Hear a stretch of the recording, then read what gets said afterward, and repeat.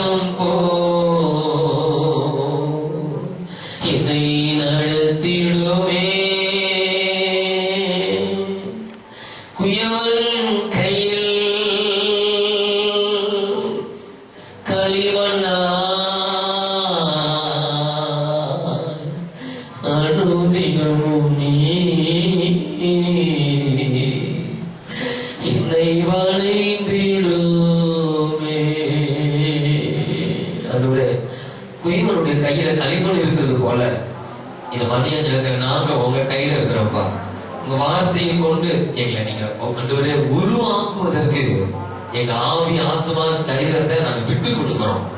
உங்க சித்தத்துக்கும் விருப்பத்துக்கும் நாங்கள் விட்டு கொடுக்கிறோம். எங்க சித்தம் அல்ல, உங்க சித்தமே எங்க வாழ்க்கையில நடுவரை நிறைவேறுவதற்கு எங்களை பூரணமா அர்ப்பணிக்கிறோம். கர்த்தர் அப்படிப்பட்ட சத்தியத்திற்கு நேராக என்னை என் ஜனங்களை நீ இழுத்து செல்லும்படிக்கு நான் ஜெபிக்கிறேன். சோர்வுகள் எல்லாம் எங்களை விட்டு விலகட்டும். தெளிவான பாதையிலே எங்கள் நடக்கும். தலை மட்டும் தாழ்த்துகிறோம். ஜீவனுள்ள நல்ல பிதாவே. Praise the Lord. புராமே சொல்லுங்க பார்க்கலாம். எல்லாரும் உற்சாகமாவே சொல்லுங்க. அல்லேலூயா.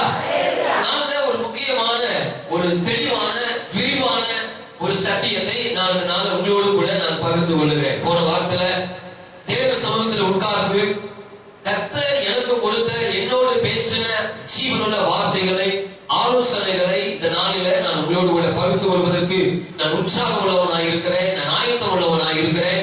நிச்சயமாகவே இந்த சத்தியங்கள் உங்களுக்கும் எனக்கும் இந்த வாழ்க்கையில் ஒரு பெரிய வெளிச்சத்தை கொண்டு வரும் என்பதை நான் முழு நிச்சயமாய் நம்பி இந்த வார்த்தைகளை நான் உங்களோடு கூட பகிர்ந்து கொள்கிறேன். ஆகவே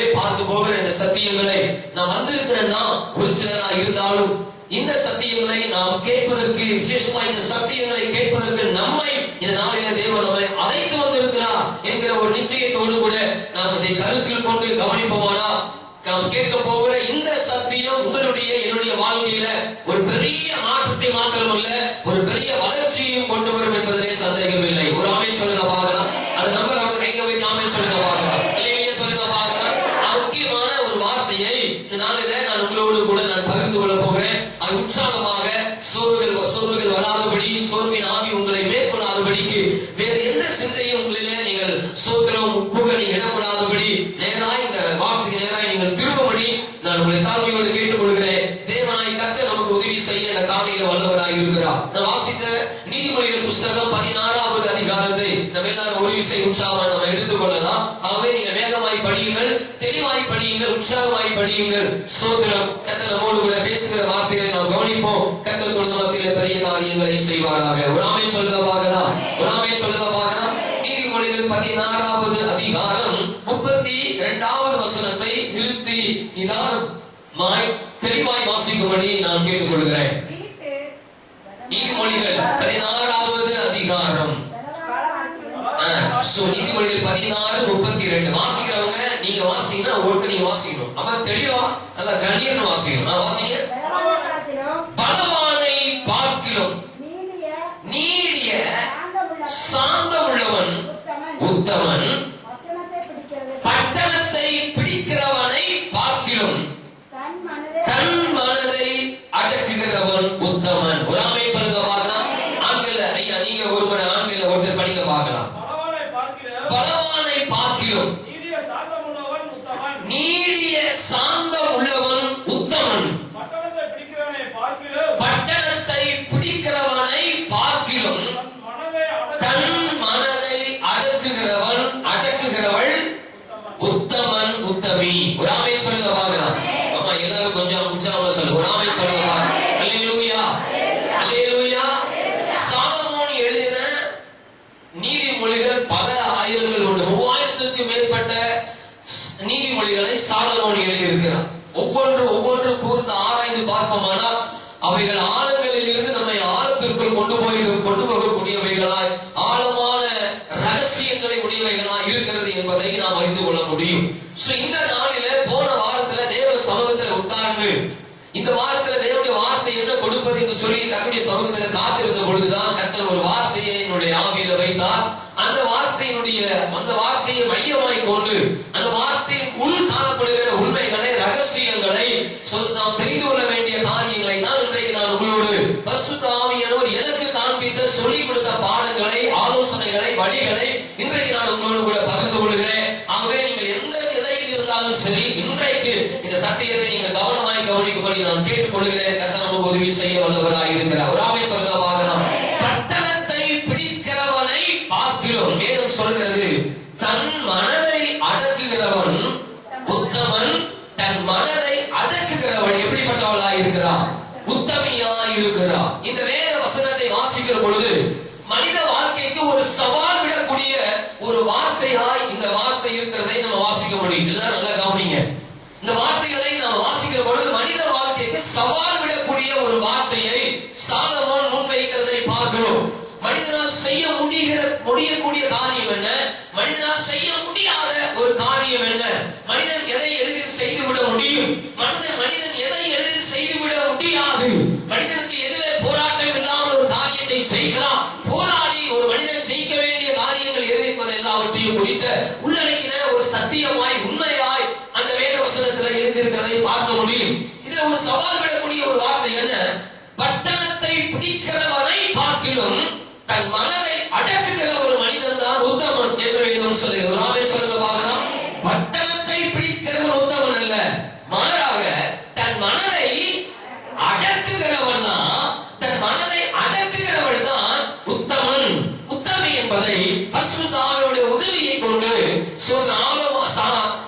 சோதனை ஞானியாகிய சாலமோன் இந்த வேத வசனத்துல நீதிமொழிகள் 16:32 சொல்லி இருக்கிறத வாசிக்கலாம். கர்த்தருடைய பரிசுத்த நாமத்துக்கு மகிமை உண்டாகட்டும். கர்த்தருடைய பரிசுத்த நாமம் மகிமை உண்டாகட்டும். ஒரு மனிதனுடைய நிஜமான வெற்றி எதில் இருக்கிறது என்பதை குறித்து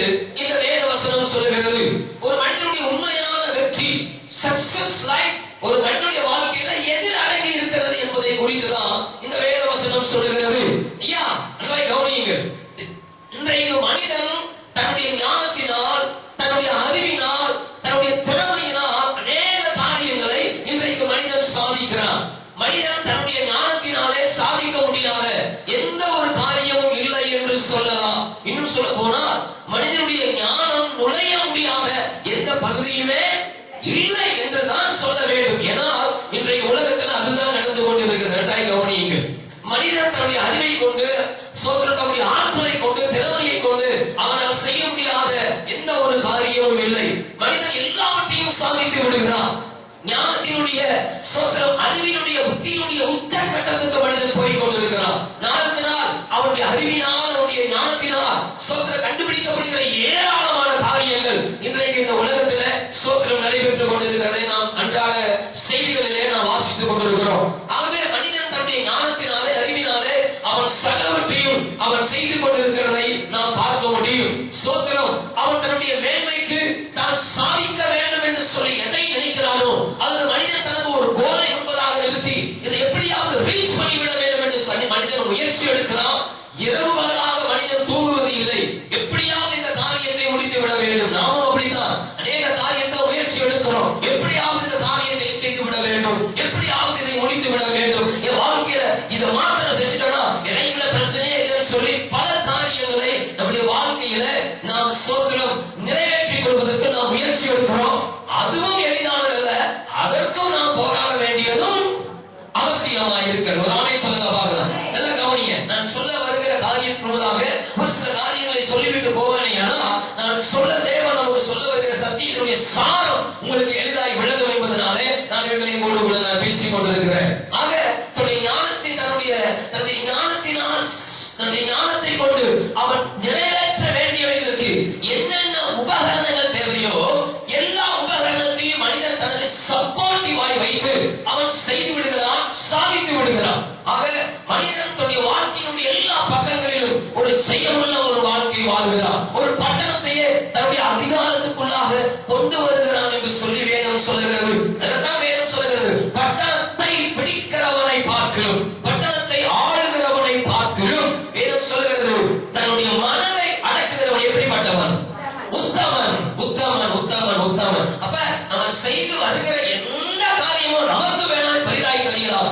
வேதம் என்ன சொல்லுகிறது? உன் மனதை நீ அடக்கி வாழக்கூடிய, உன் மனதை ஆளக்கூடிய அனுபவத்துல நீ இருக்கிறாயா என்பதுதான் இன்றைக்கு வேதம் உங்களுக்கும் எனக்கும் முன்பதாய் வைக்கிற ஒரு பெரிய கேள்வியாய் இருக்கிறது என்பதை நான் உங்களுக்கு தெளிவாய், தைரியமாய், உற்சாகமாய் நான் அறிவிக்க முடியும் என்பதில் சந்தேகம் இல்லை. கர்த்தருடைய பரிசுத்த நாமத்துக்கு மகிமை உண்டாகட்டும். எல்லாவற்றையும் நாம் செய்து விடுகிறோம். பல நேரத்துல பலரை ஜெபிக்க சொன்ன அநேக காரியங்களை நாம் ஜெபிக்கிற பொழுது அநேக வசனங்களை ஆதாரமாய் வைத்து கூட நாம் ஜெபித்து விடுகிறோம். ஆண்டவரே இப்படி சொன்னீரே, இப்படி எல்லாம் நீங்க சொல்லியிருக்கிறீங்களே, இப்படி எல்லாம் சொல்லியிருக்கிறீங்களே சொல்லி வசனத்தை ஆதாரங்களாக வைத்து எழுதியிருக்கிறதே சொல்லி வசனங்களை ஆதாரமாய் வைத்து அநேக ஜெபங்களை நாம் செய்கிறோம்.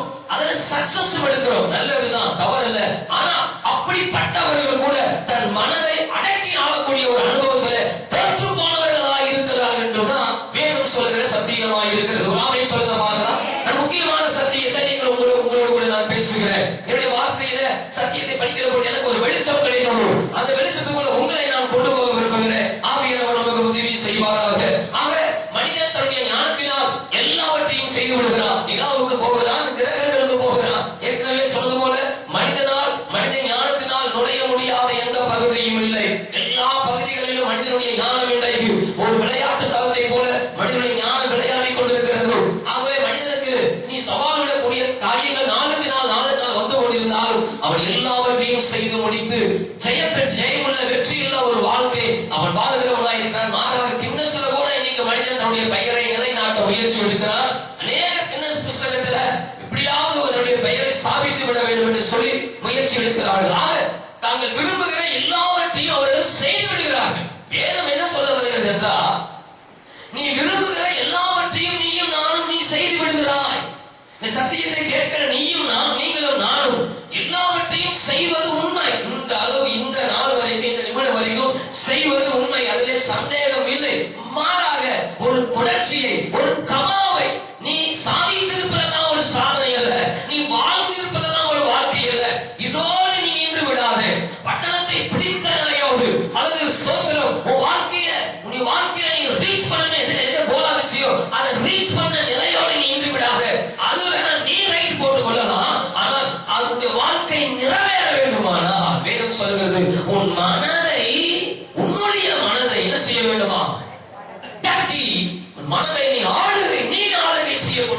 ஒரு ஸ்தானத்திற்கு, ஒரு அதிகாரத்தினுடைய நிலையில நீ வர வேண்டும் என்பதை தான் வேதம் தெளிவாய் சொல்லுகிறது. ராமே சொல்லுங்க பார்க்கலாம், ராமே சொல்லுங்க பார்க்கலாம். நிறைய சத்தியம் இருக்கிறது என்கிற ஒரு கேள்விகள் ஒருவேளை நமக்கு வரலாம். ஆனா இந்த உண்மைகளை நாம் பார்க்கிற பொழுது, வேதம் சொல்லுகிற வழியில பார்க்கிற பொழுது, சோத்திர மனிதனுடைய பலவீனம் எங்கே ஆரம்பமாக இருக்கிறது என்பதை தெளிவாய் வேதத்தின் ஆதாரங்களை கொண்டு நான் உங்களுக்கு சொல்ல முடியும். பரிசுத்த ஆவியானவர் நமக்கு உதவி செய்ய வல்லவராய் இருக்கிறார். ராமே சொல்லுங்க பார்க்கலாம், ராமே சொல்லுங்க பார்க்கலாம். எல்லாவற்றையும் செய்து விடலாம் மனிதன் வாழ்க்கையில தன்னுடைய தனக்கு தேவையான எல்லாவற்றையும் முடித்து விடலாம். வேதம் சொல்கிற வார்த்தை, உன் மனதை அடக்குகிறவன், தன் மனதை அடக்கி ஆளக்கூடிய நிலைக்கு வருகிறவன் தான் உத்தமன் என்று வேதம் சொல். காரணம் என்னென்றால், அவன் உத்தமன் என்று விளங்கின பின்புதான் அவனுக்கு உண்டான ஆசீர்வாதத்தை தேவன் என்ன செய்கிறாரா தருகிறார் என்று யாக்கோபு புஸ்தகத்தில் சொல்லுகிறது. யாக்கோபு 1ஆம் அதிகாரத்தில் சொல்லுகிறது. எடுத்து வாசிங்க, யாக்கோபு எழுதின நிருபம் எடுத்து வாசிக்கலாம். யாக்கோபு எழுதின நிருபம் 1ஆவது அதிகாரம் 12வது வசனத்தை எடுத்து வாசிக்கலாமா? யாக்கோபு, அதாவது 312வது பக்கம், புதிய ஏற்பாட்டில 12வது பக்கம். கொஞ்சம் வேகமா தெளிவா வாசிங்க. 312. சோதனையை சகிக்கிற மனுஷனும் மனுஷியும் பாக்கியமா, அவன் உத்தமன் என்று விளங்கின பின்புதான் ப்ராசஸ் தேவன் ஆரம்பிக்கிறார். அவர் உத்தமன் என்று விளங்கின பின்பு கர்த்தர் தம்மிடத்தில் அன்பு கூறுகிறவர்களுக்கு வாக்குத்தத்தம் பண்ணின ஜீவ கிரீடத்தை என்ன செய்வான்? சொல்லுங்க, எல்லாரும் சொல்லுங்க, என்ன செய்வான்? பெறுவான். எதை பெறுவான்? அது என்ன? வாக்குத்தத்தம், தேவனால் வாக்குத்தத்தம் பண்ணப்பட்ட ஜீவ கிரீடத்தை அவன் என்ன செய்வான்? இதை எப்ப பெறுவான்? இந்த வாக்குத்தத்தம் பண்ணப்பட்ட இந்த வாக்குத்தத்தம் சொல்லுகிற ஆசீர்வாதங்களை அவன் பெறுவதற்கு அவன் எந்த தகுதியை அடைய வேண்டியதா இருக்கிறது? அவன் உத்தமன் என்கிற தகுதியை அவன் அடைய வேண்டியதா இருக்கிறது. மனதுக்கு இன்னொரு பெயர் ஆத்துமா. மனதுக்கு இன்னொரு மறு பெயர் எது என்றால், என்ன பெயர்? மனது என்றால் அதற்கு மனதினுடைய மறு பெயர், மனதுக்கு கொடுக்கப்படுகிற இன்னொரு பெயர் ஆத்துமா என்று எழுதியிருக்கிறது. ஆக மனிதன் உலகம் முழுவதையும் ஆதாயப்படுத்தினாலும் தன் ஆத்மாவை நஷ்டப்படுத்தினான். அப்ப நஷ்டப்படுத்த முடியுமா? ஆத்மாவை ஒரு மனிதன் நஷ்டப்படுத்த முடியுமா? நஷ்டப்படுத்த முடியும். அதான் வேதம் சொல்லுகிறது, பட்டணத்தை பிடிக்கிறவனை பார்க்கிறோம் தன் மனதை அடக்குகிறவன் உத்தமன், உத்தமி. வேதம் சொல்லுகிறது, தன்னுடைய பரிசுத்த நாமத்துக்கு மகிமை உண்டாகட்டும். உலகம் முழுவதையும் மனிதன் ஆயத்தப்படுத்தினால், பட்டணத்தை தன்னுடைய அதிகாரத்தின் கீழே கொண்டு வந்தால், பட்டணத்தை பிடித்தாலும் தன் மனதை, தன் ஆத்துமாவை காக்கிறவன் உத்தமன் என்று வேதம் சொல்லுகிறது. ராமே சொல்லுங்க பார்க்கலாம், ராமே சொல்லுங்க பார்க்கலாம். தன்னுடைய பரிசுத்த நாமத்துக்கு மகிமை உண்டாகட்டும். இந்த பூமியில தேவன் மனிதனுக்கு கொடுத்த உன்னதமான ஆசீர்வாதங்களை வேதம் சொல்லுகிறது. தேவன் இந்த மனிதனுக்கு கொடுத்த உன்னதமான மேன்மையான ஆசீர்வாதங்களை மனித சமுதாயம் இழந்து போனது. எதிலே இழந்து போனது? தன் மனதை கெட்டு போகிற ஒரு அனுபவத்துல அவர்கள் செலுத்தின பொழுதுதான் தேவனால் அவர்களுக்கு கொடுக்கப்பட்ட மேலான அதிகாரத்தையும் மகிமையையும் உன்னதமான ஆசீர்வாதங்களையும் மனித சமுதாயம் என்ன செய்ததா? இழந்து போனது என்று ஆதியிலேயே இதற்கு ஆதாரங்களை தேவன் வைத்திருக்கிறார். ராமே சொல்லுங்க பார்க்கலாம், ராமே சொல்லுங்க பார்க்கலாம், ராமே சொல்லுங்க பார்க்கலாம். அப்ப மனது என்றால் ஆத்துமா என்று பொருள். இந்த ஆத்துமாவானது கெட்டு போகாமல் பார்த்துக் கொள்ள வேண்டியது யாருடைய கடமை? யாருடைய கடமை? இந்த மனதானது கெட்டு போகாமல் பார்த்துக் கொள்ள வேண்டியது நம்ம ஒவ்வொருவர் மேல் விழுந்த கடமையா இருக்கிறது. நம்ம ஒவ்வொருவருக்குள்ளேயும் ஆண்டவர் ஆத்துமாவை, அதாவது மனதை வைத்திருக்கிறார். இந்த மனதை வைத்த ஆண்டவர் இந்த மனதை நீங்களும் நானும் ஆளுகை செய்ய வேண்டும் என்று தேவன் விரும்புகிறார். ஒரு ஆமே சொல்லுங்க பார்க்கலாம். இந்த சரீரத்துக்கு தேவையான எல்லா மகிமை, பேர், புகழ், அந்தஸ்து எல்லாம் நீ இந்த பூமியில பெற்று கொடாவடியா நீ பெரிய ஐஸ்வர்யமானாய், அநேக பேரும் புகழுக்குரியவனாய் நீ வாழ்ந்தாலும் வேதம் சொல்லுகிறது, உன் ஆத்துமாவை அடக்காத ஒரு நிலையிலே, உன் ஆத்துமாவை ஒரு தகுதிக்கு நேராக கொண்டு வராத நிலையிலே நீ மரித்து போவாயானால், உன் ஆத்துமா கெட்டு போன நிலையிலே இந்த பூமியை விட்டு கடந்து போகிறாய் என்று சத்திய வேதம் சொல்லுகிறது. ராமே சொல்லுங்க பார்க்கலாம். இரண்டாம் வேதம் சொல்லுகிறது, எந்த ஒரு ஆத்துமா கெட்டு போய் மரிக்கிறதோ அந்த ஆத்துமா நித்திய நரக ஆக்கினைக்கு போகிறது என்று பரிசுத்த வேதாகமம் சொல்லுகிறது. ஆக நான் நினைக்கிற எல்லாவற்றையும் செய்து விடுகிறேன், என் மனதையோ ஆடுவதற்கு என் மனது என்னை ஆளுகிறதா இருக்கிறது. நேரத்துல நம்மளுடைய மனதுதான் நம்மை ஆளுகை செய்கிறதா இருக்கிறது. வேதம் சொல்றது, மாம்சமும் மனதும் விரும்புகிறதை மனிதன் என்ன செய்கிறான்? மனிதன் செய்கிறவனாயிருக்கிறான். மாம்சமும் மனதும் விரும்புகிறதை அவன் செய்கிறவனாயிருக்கிறான். தேவனுடைய மேன்மையான ஆசீர்வாதங்கள் மனிதன் இழந்ததுக்கு காரணம் என்ன அப்படின்னு சொன்னா, தன் ஆத்மாவை, தன் மனதை கெட்டு போன ஒரு நிலையில அவன் மாற்றிவிட்டான். தன் மனதை பாதுகாக்க வேண்டிய நிலையில மனிதன் தவறிவிட்டான் என்று சத்திய வேதம் சொல்லுகிறது. அதனுடைய பரிசுத்த நாமத்துக்கு மகிமை உண்டாகட்டும். சில கேள்விகளின் அடிப்படையில் நான் உங்களோடு கூட நான் சத்தியத்தை நான் பகிர்ந்து கொள்ள போகிறேன். நன்றாய் கவனியுங்கள். நான் சொல்ல போகிற கேள்விகளை நன்றாய் கவனியுங்கள். கேள்விகளுக்கு பிறகு நான் உங்களுக்கு சொல்ல பகிர்ந்து கொள்ள போகிற சத்தியத்தை நீங்கள் நன்றாய் கவனியுங்கள். கர்த்தருடைய பரிசுத்த நாமத்துக்கு கர்த்தருடைய பரிசுத்த நாமத்துக்கு மகிமை உண்டாகட்டும். மனது என்றால் என்ன என்று சொன்னேன்? மனது என்றால் ஆத்மா என்று பொருள். தன் ஆத்மாவை ஒரு மனிதன் அடக்கி ஆள வேண்டும். தன் மனதை ஒரு மனிதன் அடக்கி ஆள வேண்டும். ஒரு மனிதனுடைய மனது கெட்டு போகுமானால், கெட்டு போகிற ஆத்மா வேதம் சொல்லுகிறது அது நித்திய நரக ஆக்கினைக்கு போகிறது என்று பரிசுத்த வேதாகமம் சொல்லுகிறது. ஆக சில கேள்விகளின் அடிப்படையில நான் உங்களோட வேதத்தை சத்தியத்தை நான் பகிர்ந்து கொள்ள போகிறேன். பரிசுத்த ஆவியானவர் நமக்கு உதவி செய்வாராக. மனிதன் தன் மனதை அடக்க முடியாமல் போவதற்கும் என்ன காரணம்? நன்றாய் கவனிங்களா? நன்றாய் கவனி. சில கேள்விகளின் அடிப்படையில, ஏன்னா கேள்வி இருந்தா தான் அதுக்கு பதில் என்னவா இருக்குங்கிற ஒரு கவனத்துக்குள்ள நாம வருவோம். ஒரு ஆமை சொல்லுங்க பார்க்கலாம். அப்ப மனிதன் தன் மனதை அடக்க முடியாமல் போனதற்கு காரணம் என்ன? மனிதன் தன் மனதை அடக்க முடியாமல் போனதால் ஏற்படும் தோல்விக்கு காரணம் என்ன? அது எங்கே ஆரம்பமானது? நன்றாய் கவனியுங்கள். ஒரு மனிதன் தன்னுடைய வாழ்வில் எப்படி தோல்வியை தழுவுகிறான்? மனிதனுடைய மனது அவனால் அடக்க முடியாமல் அது கெட்டு போனதற்கும் அல்லது கெட்டு போவதற்கும் காரணம் என்ன? மனிதன் தன்னுடைய மனதை அடக்க முடியாமல் போய் அது கெட்டு போவதற்கு காரணம் என்ன என்ப கேள்வியின் அடிப்படையில நான் உங்களுக்கு சத்தியத்தை நான் விளக்க போகிறேன். சோத்திரம். இன்னொரு வார்த்தை சொல்ல முடியும். மனதை அடக்குவது எப்படி? மனதை அடக்குவது எப்படி? அதனால் வருகிற நன்மை என்ன என்கிற ஒரு கேள்வி அடிப்படையில இன்றைக்கு நான் உங்களுக்கு இந்த சத்தியத்தை நான் பகிர்ந்து கொள்ள போகிறேன். ஒரு ஆமே சொல்லுங்க பார்க்கலாம். ஒரு ஆமே சொல்லுங்க பார்க்கலாம். அப்ப ஒரு மனிதனுடைய தகுதி, நல்லா கவனிங்க, ஒரு மனிதனுடைய தகுதி எங்க ஆரம்பமாகுது அப்படின்னு சொன்னா, என்னுடைய தகுதி நான் என்ன எடுத்துக்கிறேன்? என்னுடைய தகுதி எங்க ஆரம்பமாகுதுன்னா, என் மனதை நான் அடக்கி வாழக்கூடிய நிலையில அல்லது என் மனதை நான் ஆளுகை செய்யக்கூடிய ஒரு பதத்துல நான் வருகிற பொழுதுதான் ஸ்தோத்திரம் நான் ஒரு தகுதியுடையவனாய் மாறுகிறேன் என்று சொல்லி பரிசுத்த வேதாகமம் என் தகுதியை குறித்து பேசுகிறது. ஒரு ஆமே சொல்லுங்க பார்க்கலாம். ஒரு ஆமே சொல்லுங்க பார்க்கலாம். கர்த்தருடைய பரிசுத்த நாமத்துக்கு மகிமை உண்டாகட்டும். அப்ப ஆதி நாட்களிலேயே மனிதனுடைய மனம் பாதிக்கப்பட்டிருக்கிறது. நல்லா கவனிங்க. மனிதனை உண்டாக்கின தேவன் மனிதனை உண்டாக்கின பொழுது முதல் மனிதர்களுடைய வாழ்க்கையிலேயே முதலாவது பாதிக்கப்பட்ட உறுப்பு, பாதிக்கப்பட்ட இடம் எது என்றால் எது? மனது. மனிதனுடைய வாழ்க்கையில முதலாவது பாதிக்கப்படக்கூடிய ஒரு இருப்பிடம், மனிதனுடைய வாழ்க்கையில முதலாவது பாதிக்கப்படக்கூடிய ஒரு இடம் எது என்றால் அது மனது, அதாவது ஆத்துமா என்று வேதம் சொல்லுகிறது. அதனால்தான் யோவான் ஸ்நானகன், இயேசு கிறிஸ்துக்கு முன்பதாக இந்த பூமிக்கு வந்த யோவான் ஸ்நானகன் சுவிசேஷத்தை குறித்து பிரசங்கித்த பொழுது என்ன பிரசங்கித்தார்?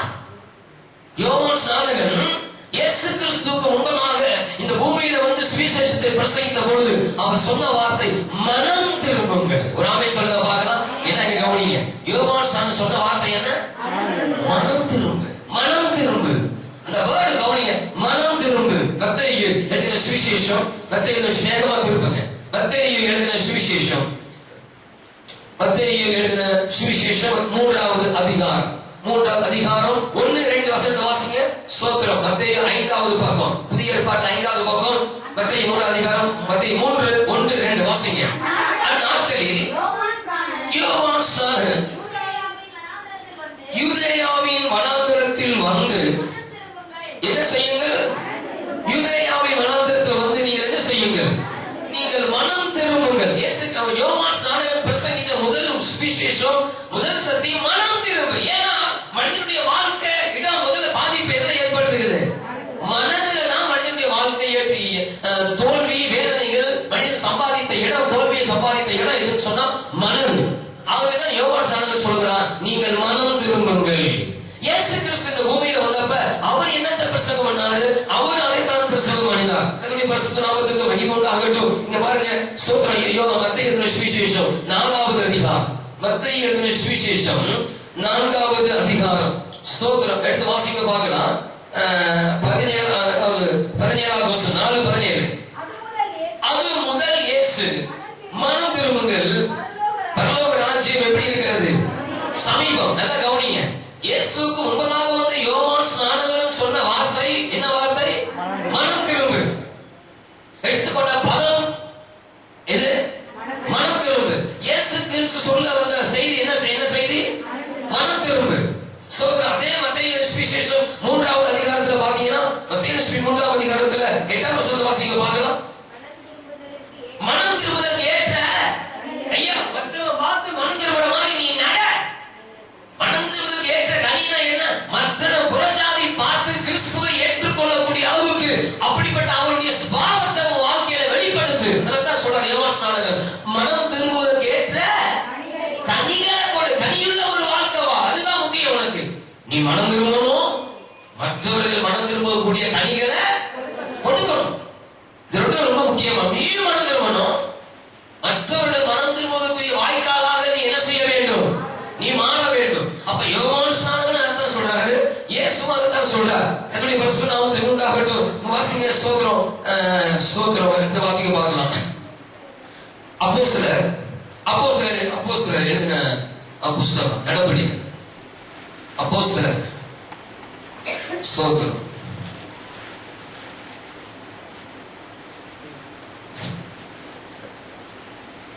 லூக்கா 13:5. லூக்கா 13:5. லூக்கா 13:5. லூக்கா 13. நீங்கள் மனம் திரும்பாமல் போனால் இயேசு சொல்றார், நீங்கள் மனம் திரும்பாமல் போனால் எல்லாரும் என்ன செஞ்சிருவாங்க? எல்லாரும் என்ன செஞ்சிருவாங்க? எப்ப கெட்டு போவாங்க? சொல்லுங்க, எப்ப கெட்டு போவாங்க? நீ மனம் திரும்பாத நிலையில நீ இருப்பாயானா, அது மனதை ஆளுகை செய்யாத அனுபவத்துல நீ இருப்பாய். மத்த எல்லாத்துலயும் நல்ல சர்டிபிகேட் வச்சிருக்கப்பா, மத்த எல்லாத்துலயும் நல்ல ஃபர்ஸ்ட் வந்துட்டு வெயிட்ல, பட் உன் லைஃப்ல இன்னும் கெட்டு போன ஒரு வாழ்க்கை, கெட்டு போன ஒரு இடம் இருக்குது. அதுக்கு எங்க சர்டிபிகேட் சொல்லி வேத புஸ்தகம் சொல்றது. என்ன சொல்றது வேத புஸ்தகம்னா, நீங்கள் மனம் திரும்பாமல் போனால் எல்லாரும் என்ன செய்யப்படுவீர்கள்? கெட்டு போவீர்கள். அப்ப ஒண்ணு தெரியணும், மனதை ஆளுகை செய்யாத எந்த ஒரு மனுஷனும் மனுஷியும் எந்த நிலையில இருக்கிறாங்க? கெட்டு நாரி கெட்டு போன நிலையில தான் இருக்கிறாங்க. அந்த பதத்துல தான் இருக்கிறாங்க என்று சத்திய வேதம் சொல்லுகிறது. இதை எளிதாய் நீங்களும் நானும் தாண்டி விட்டு போக முடியாது. ஒரு ஆமை சொல்லுங்க பார்க்கலாம். இந்த சத்தியத்தை காத்துல பறக்க விட்டுட்டு போனோம்னா நம்ம வாழ்க்கையும் காத்தா போயிடும். உங்க வாழ்க்கை என் வாழ்க்கையும் காத்தா போயிடும். பட்டணத்தை பிடிக்கிறவனை பார்க்கிலும் தன்னுடைய மனதை அடக்கி ஆளுகிறவன் உத்தமன் உத்தமி என்று வேதம் சொல்லுகிறது. மனம் திரும்பாத நிலையில நீ இருப்பாயானா, உன் மனதை ஆளுகை செய்ய முடியாத நிலையில தடுமாற்றத்துல நீ வாழுவாயானால் வேதம் சொல்லுகிறது நீ கெட்டு போன நிலையில நீ இருக்கிறாய் என்று வேதம் சொல்லுகிறது. சோத்திர உப்பானது சாரமற்று போனா அது என்ன செய்வாங்கன்னா, அது எதினாலே சாரமாக்கப்படும். உப்பானது சாரம் இல்லாமல் போனா ஐயா அது எதினாலே சாரம் உண்டாக்கப்படும். அது வெளியே கொட்டப்படுவதற்கும் மனிதர்களால மிதிக்கப்படுவதற்குமே ஒழிய வேறு ஒன்றுக்கும் அவைகள் பிரயோஜனப்படாது, உபயோகப்பட மாட்டார். இதுதான் மனிதனுடைய நிலையும். நீ சாரம் ஆத்மாவிலே சாரம் இல்லாத ஒரு வாழ்க்கையை நீங்களும் நானும் வாழுவோமானா, சாரம் இல்லாத ஒரு வாழ்க்கையை வாழ்வோமானா அது கெட்டு போன நிலை என்று வேதம் சொல்லுகிறது.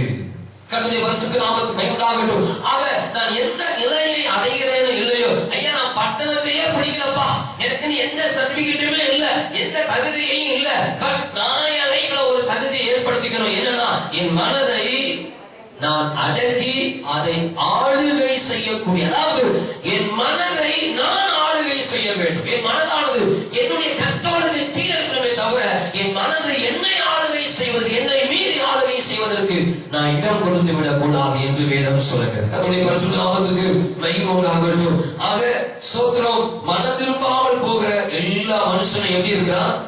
கெட்டு போன அனுபவத்தில் இருக்கிறான் என்று பரிசுத்த வேதாகமும் சொல்லுகிறது. ஏன் என்ன ஆயிற்று இந்த மனிதனுக்கு? இந்த மனித சமுதாயத்துக்கு என்ன ஆயிற்று? ஏன் இந்த மனித சமுதாயம் கெட்டு போனது? மனித சமுதாயம் கெட்டு போனதுக்கு என்ன காரணம்? ஏன் மனித சமுதாயம் தேவனால் நன்கு படைக்கப்பட்ட இந்த மனித சமுதாயம் தன்னுடைய மனதை அடக்க முடியாதபடி தன் மனதை அவர்களுடைய மனது பாதிக்கக்கூடிய அளவுக்கு என்ன நடந்தது, அல்லது அவர்களுடைய மனது எப்படி பாதிக்கப்பட்டது? ஒரு ஆமை சொல்லுங்க பார்க்கலாம்.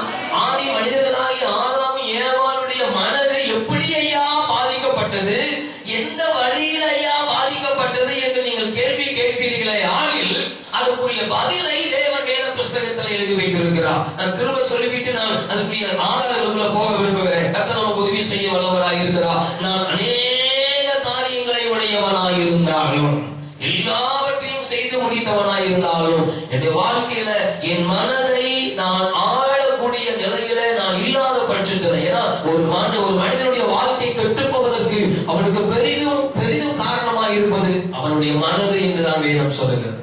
உன்னுடைய மனது கெட்டு போகுமானால் உன் வாழ்க்கை முழுவதுமாய் கெட்டு போய்விடும். நம்முடைய மனது கெட்டு போகுமானால் நம்முடைய சரித்திரமே கெட்டு போய்விடும். அது ஒரு புற்றுநோயை போல ஒரு மனிதனுடைய வாழ்க்கையை அரித்து அது முழுவதுமாய் புழுதியிலே முற்றிலுமாய் பூமியில இல்லாமல் போகும் அளவுக்கு அப்படி வாழ்க்கையை கொண்டு போய்விடும் என்று பரிசுத்த வேதாகமம் சொல்லுகிறது.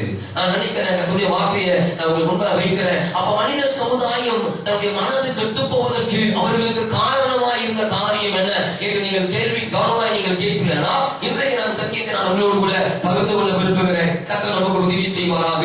ஒரு காரியத்தை நான் சொல்லுகிறேன், அதுக்கு முதல் முக்கிய காரணம் சொல்லுகிறேன். சோதர மனித சமுதாயம் அல்லது மனிதர்களுடைய மனம் ஆதியிலே ஏவாள் மூலமாக, ஏவாள் வழியாக, அது ஏவாள் வழியாக அந்த பூமியிலே அது பூமி முழுவதும் கரைப்படுத்துவதற்கு, ஏவாள் வழியாக அந்த பூமி முழுவதும் மனிதனுடைய மனதை கெட்டு போகப்படுத்துவதற்கு அங்கே நடந்த காரணமான காரணி என்னவென்றால் தவறானதை அறிகிற அறிவு. தவறானதை அறிகிற அறிவு மனிதனுடைய வாழ்க்கை, மனிதனுடைய மனது கெட்டு போவதற்கு ஆதாரமாக அஸ்திவாரமாக இருக்கிறது. நன்றாய் நீங்கள் கவனியுங்கள். ஒரு மனிதனுடைய மனது எப்படி கெட்டு போகிறது என்று கேட்போமானா, ஏனென்றால் மனம் திரும்பாத, மனதை ஆளுகை செய்யாத எந்த ஒரு மனிதனுடைய வாழ்வும் அது கெட்டு போன நிலையில் இருக்கிறது என்று லூக்கா 13:5 சொல்லி இருக்கிறது. அப்ப ஒரு மனிதனுடைய வாழ்க்கை ஆதியிலே எப்படி கெட்டு போனது, எப்படிப்பட்ட வழியிலே அவருடைய மனது கெட்டு போனது என்று நாம் கேள்வி கேட்போமானால், அதற்கு வேதத்திலிருந்து முக்கியமான காரியம், ஒரே காரியம் என்ன என்றால் தவறானதை அறிகிற அறிவு. ஒரு ஆமென் சொல்லுங்க பார்க்கலாம். சொல்லுங்க, என்ன அறிவு? எல்லாரும் பேசுங்க, என்ன அறிவு? தவறானதை அறிகிற அறிவு. தவறானதை அறிகிற அறிவு ஒரு மனிதனுடைய மனம் பூர்ணமாய் கெட்டு போவதற்கு வாய்க்காலாய் இருக்கிறது. என்னையா தவறானதை அறிகிற அறிவு? அப்படி என்னையா அவர்கள் தவறானதை அறிந்து விட்டார்கள் என்று நீங்கள் கேள்வி கேட்பீர்களானால், அதற்கு நான் வேதத்திலிருந்து காரியங்களே, சாட்சிகளை, ஆதாரங்களை நான் சொல்ல முடியும். ஆவியானவர் நமக்கு உதவி செய்வாராக. அவர்கள் தவறானதை தவறானதை அறிகிற அறிவு முதலாவது அவர்களுக்கு 2வது தான் ஏற்பட்டது. அந்த காரியத்துக்குள்ள, அந்த அனுபவத்துக்குள்ள அவர்கள் வந்த பிறகுதான் அவர்கள் மனது கெட்டு போயிற்று. நன்றாய் கவனிங்கள் எல்லாரும். தவறானதை அறிகிற காரியங்களை அறிந்ததற்கு பிறகுதான் அவர்கள் மனது கெட்டு போனது, ஜீவியம் கெட்டு போனது, பாவத்திலே தள்ளப்பட்டார்கள். மனித சமுதாயம் முழுவதும் பாவத்திலே தள்ளப்பட்டது. மரணத்துக்குள்ளே ஜனங்கள் மரணத்தை வாங்கிக் கொண்டார்கள், வேதனையை வாங்கிக் கொண்டார்கள். ஸ்திரீயானவர் கற்ப வேதனையை வாங்கிக் கொண்டார். மனிதன் தன் நெற்று வியர்வை பூமியில சிந்தி அவன் உழைத்து அவன் சோதர வாழ்நாள் முழுவதும் உழைத்து தன் வேர்வை இந்த பூமியில் ரத்தமாய் சிந்திதான் தன் வாழ்க்கையை இந்த ஒரு வயிற்றுக்கு ஒரு சாப்பாட்டை சம்பாதிக்கக்கூடிய ஒரு வேண்டாத விளைவை மனிதன் ஏற்படுத்திக் கொண்டான். எப்பொழுது? தவறானதை அறிகிற அறிவினால் அவன் நிரப்பப்பட்ட பொழுது, அதை அபியாசப்படுத்தின பொழுதுதான் அவன் வாழ்க்கை சீர்குலைந்து அவன் வாழ்க்கை சின்ன பின்னமாய் போனது. இன்றைக்கும் நாம் தவறானதை அறிகிற அறிவை அடைவோமானால் நம்முடைய வாழ்க்கை நாளுக்கு நாள் சீர்கட்டு போய்விடும் என்பதிலே சந்தேகம் இல்லை. அதனால்தான் தேவன் சொல்கிறார், நீங்கள் அமர்ந்திருந்து நானே தேவன் என்று அறி. இங்கே அங்கே ஓடக்கூடாது. நம்ம தேவ சமூகத்தில் ஃபர்ஸ்ட் உட்காரணும். வேத வேதத்தை படிக்கணும். ஆவியானவரே எனக்கு நீங்க உதவி செய்யுங்கன்னு சொல்லி கேட்கணும். கற்றுக்கொள்ள வேதம் சொல்லுது. அந்த இடத்துல என்ன செய்து கொள்ளுங்கள்? கற்றுக்கொள்ளுங்கள். ஒரு மாணவனை போல கற்றுக்கொள்ளுங்கள். தேவ சமூகத்தில் உட்கார்ந்து ஆண்டவரே வேதத்தின் ரகசியங்களை அறியும்படி மனக்கண்களை என்ன செய்ய? திறங்க திறங்க திறங்க திறங்க. எல்லா நேரமும் பலூன் போட்டு ஊதிட்டு இருக்க முடியாதம்மா. எல்லா நேரமும் வாழ்க்கை உட்படுறதுக்கு ஆவிக்குரிய வாழ்க்கை மேல வர்றதுக்கு சும்மா எல்லாரும் ஓதிட்டு இருக்க முடியா? உன் லைஃப் உனக்கு உண்டான கிருபையை நீ என்ன செய்யணும்? நீ அனல் மூட்டி எழுப்பிக் கொண்டே இருக்க வேண்டும். வழியே சொல்லுதா பாக்க. நீ அனல் மூட்டி எழுப்பணும்னா அனலோட நீ ஜாயின் ஆகி கனெக்ட் ஆகி உன்னை அனல் படுத்துகிற, உன்னை பிரகாசிக்க பண்ணுகிற தேவனோடு, தேவனுடைய வார்த்தையோடு, அபிஷேகத்தோடு நம்ம லைஃப் என்ன செஞ்சுக்கணுமா? கனெக்ட் பண்ணிக்கொள்ள வேண்டும். தவறானதை அறிகிற அறிவு ஏற்பட்டது. இரண்டாவது, முதலாவது அறிகிற அறிவை அவர்கள் அடைந்தும், முதலாவது அறிகிற அறிவை அவர்கள் அறிந்தும், முதலாவது அவர்கள் அறிய வேண்டிய அறிவு அவர்களுக்கு அறிவிக்கப்பட்டு இருந்தும் அந்த மேன்மையை துளைத்து போட்டார்கள் இந்த மனித சமுதாயம். தவறானது அறிகிற அறிவு நமக்கு இரண்டாவது தான் வருது. முதலாவது ஏற்கனவே தேவன் நமக்கு சரியான அறிவையுடைய போதனைகளை என்ன செய்து விடுகிறாரா? தேவன் ஒரு மனிதனுக்கு கொடுத்து விடுகிறார். மனிதனை உண்டாக்கினது தேவனா இருக்கிறபடியினால் மனிதனுக்கு சரியான அறிவை உணர்த்தக்கூடிய காரியங்களை கர்த்தர் ஏற்கனவே சொல்லி விடுகிறவர்களாக இருக்கிறார். அப்ப தவறானதை அறிகிற அறிவு இரண்டாவது. முதலாவது அவர் என்னத்தை அறிந்தார்கள்? வேகமா திருப்பங்க ஆதியாகம புஸ்தகம். வேகமா திருப்பங்க பார்க்கலாம். ஆதியாகம புஸ்தகம், ஆதியாகமம் 2வது அதிகாரம். ஆதியாகமம்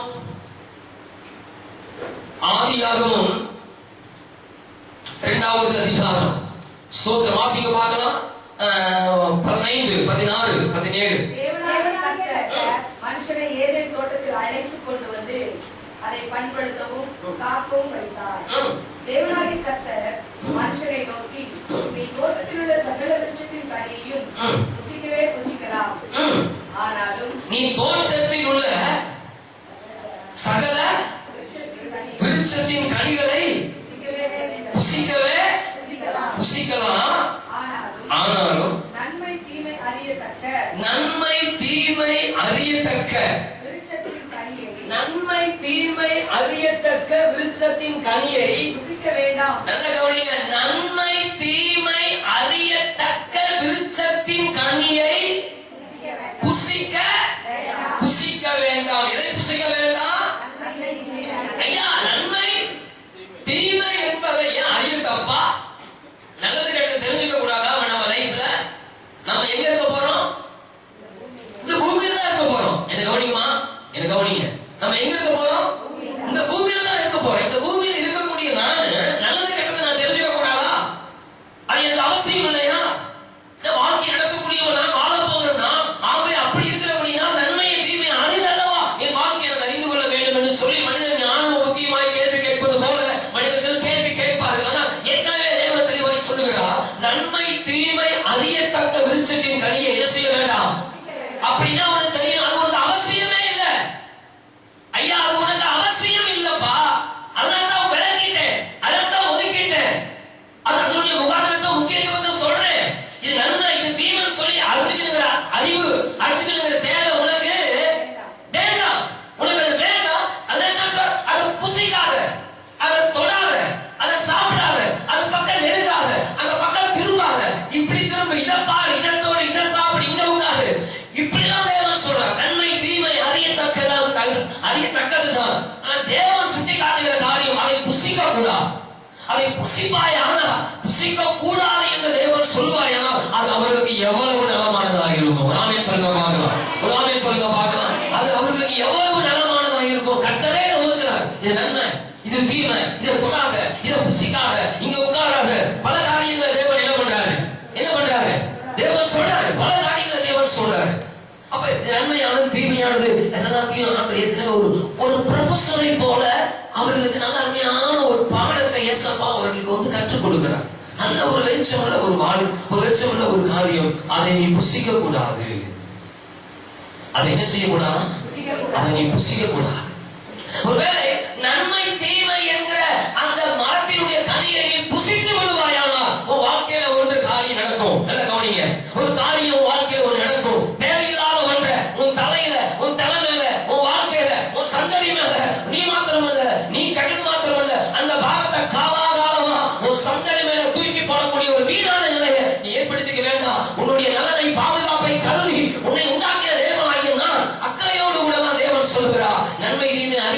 கனி என்ன செய்ய வேண்டாம், நீ புசிக்க வேண்டாம், புசிக்க வேண்டாம், புசிக்க வேண்டாம்னு சொல்லி அவர் அடிக்கடி தெளிவாய் சொன்ன ஒரு வார்த்தை, ஏதேன் தொடர்ந்து அவர்களுக்கு சொன்ன ஒரு வார்த்தை, புசிக்க வேண்டாம். அப்படி ஒருவேளை நீ புசிப்பாயானா வீணான அலுவலர்களுக்குள்ளாக நீ சிக்கப்பட்டு விடுவாய், வீணான வேதனைகளுக்குள்ளாக நீ சிக்கப்பட்டு விடுவாய், வீணான பாடங்களுக்குள்ளாக நீ சிக்கப்பட்டு விடுவாய் என்று வேதம் தெளிவாய் சொல்லுகிறது. அதற்கு ஆதாரமாய் ஒரு வசனத்தை நான் உங்களுக்கு வைக்க விரும்புகிறேன். பரிசுத்த ஆவியானவர் நமக்கு உதவி செய்வாராக.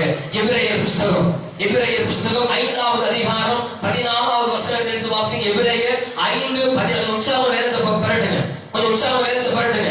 சோதனை எபிரேயர் 5:14 வசனத்தை நிறுத்தி நிதானம் வாசிங்க. எபிரேயர் 5:14.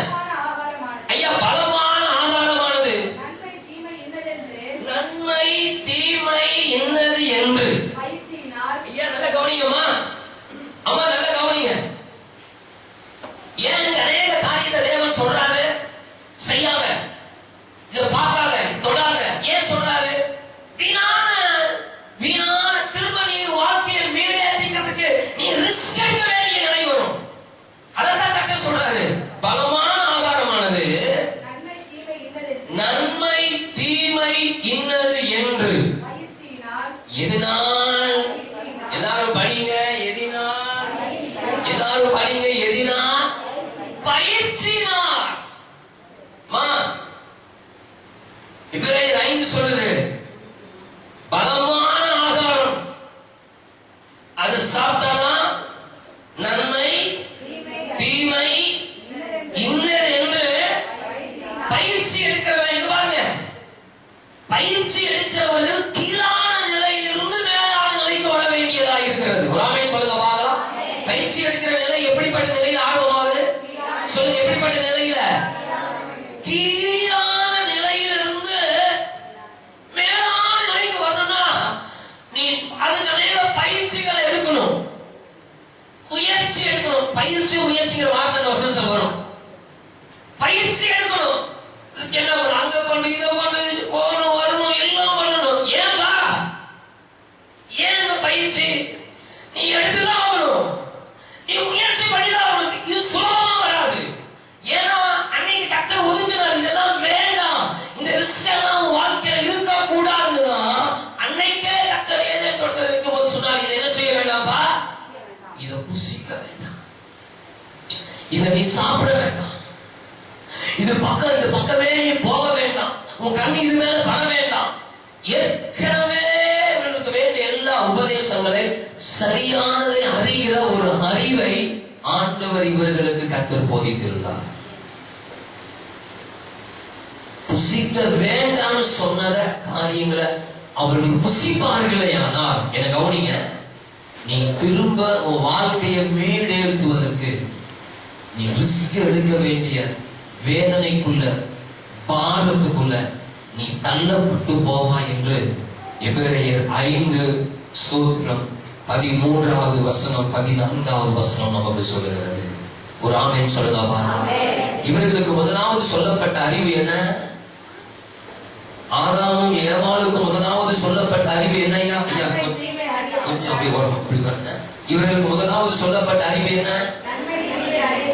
நன்மை தீமை அறியத்தக்க இந்த கனியை நீ என்ன செய்யக்கூடாது, நீ புசிக்க கூடாது. நல்லா கவனிங்க, ஆண்டு சொல்ற வார்த்தை நல்லா கவனிங்க.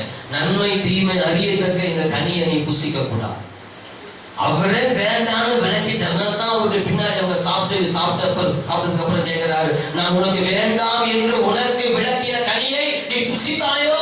உனக்கு வேண்டாம்னு விளக்கினதை நீ நாடி தேடி ஓடி போய் அதை என்ன செய்தாயோ? புசித்தாயோ? உனக்கு விளக்கினதை நீ சாப்பிட்டியா?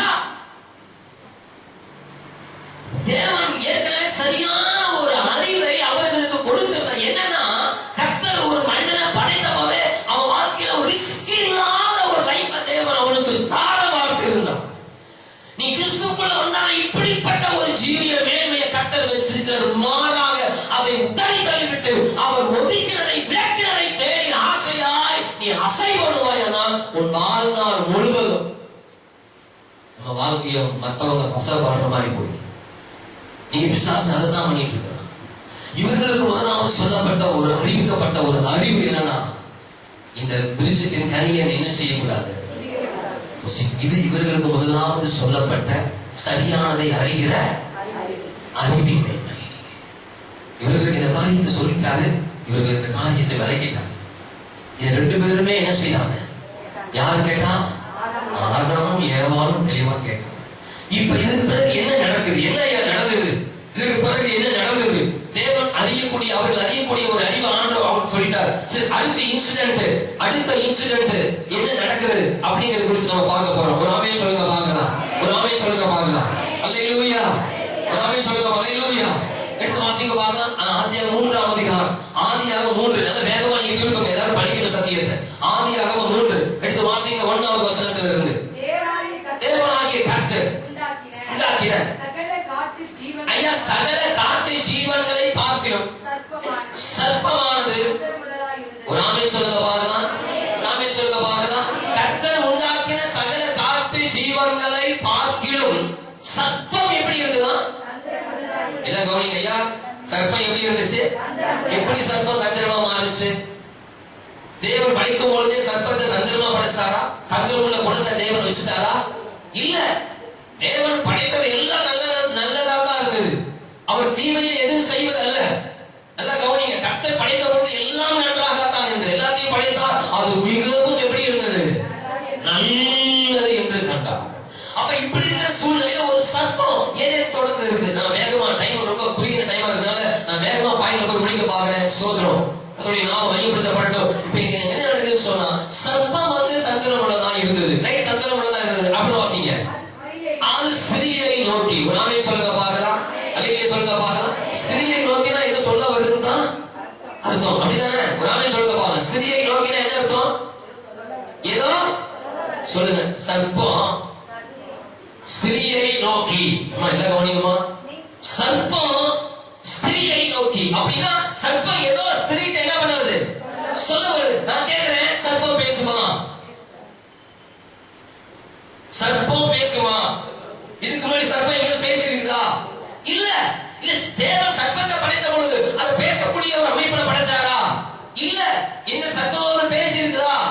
இல்ல. ஆனா இங்க வேற சொல்றது, ஸ்திரீ சர்ப்பத்தை நோக்கி.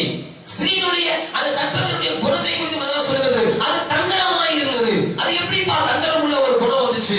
இரண்டாவது, அது பேசுகிறதா? யாரை பார்த்து?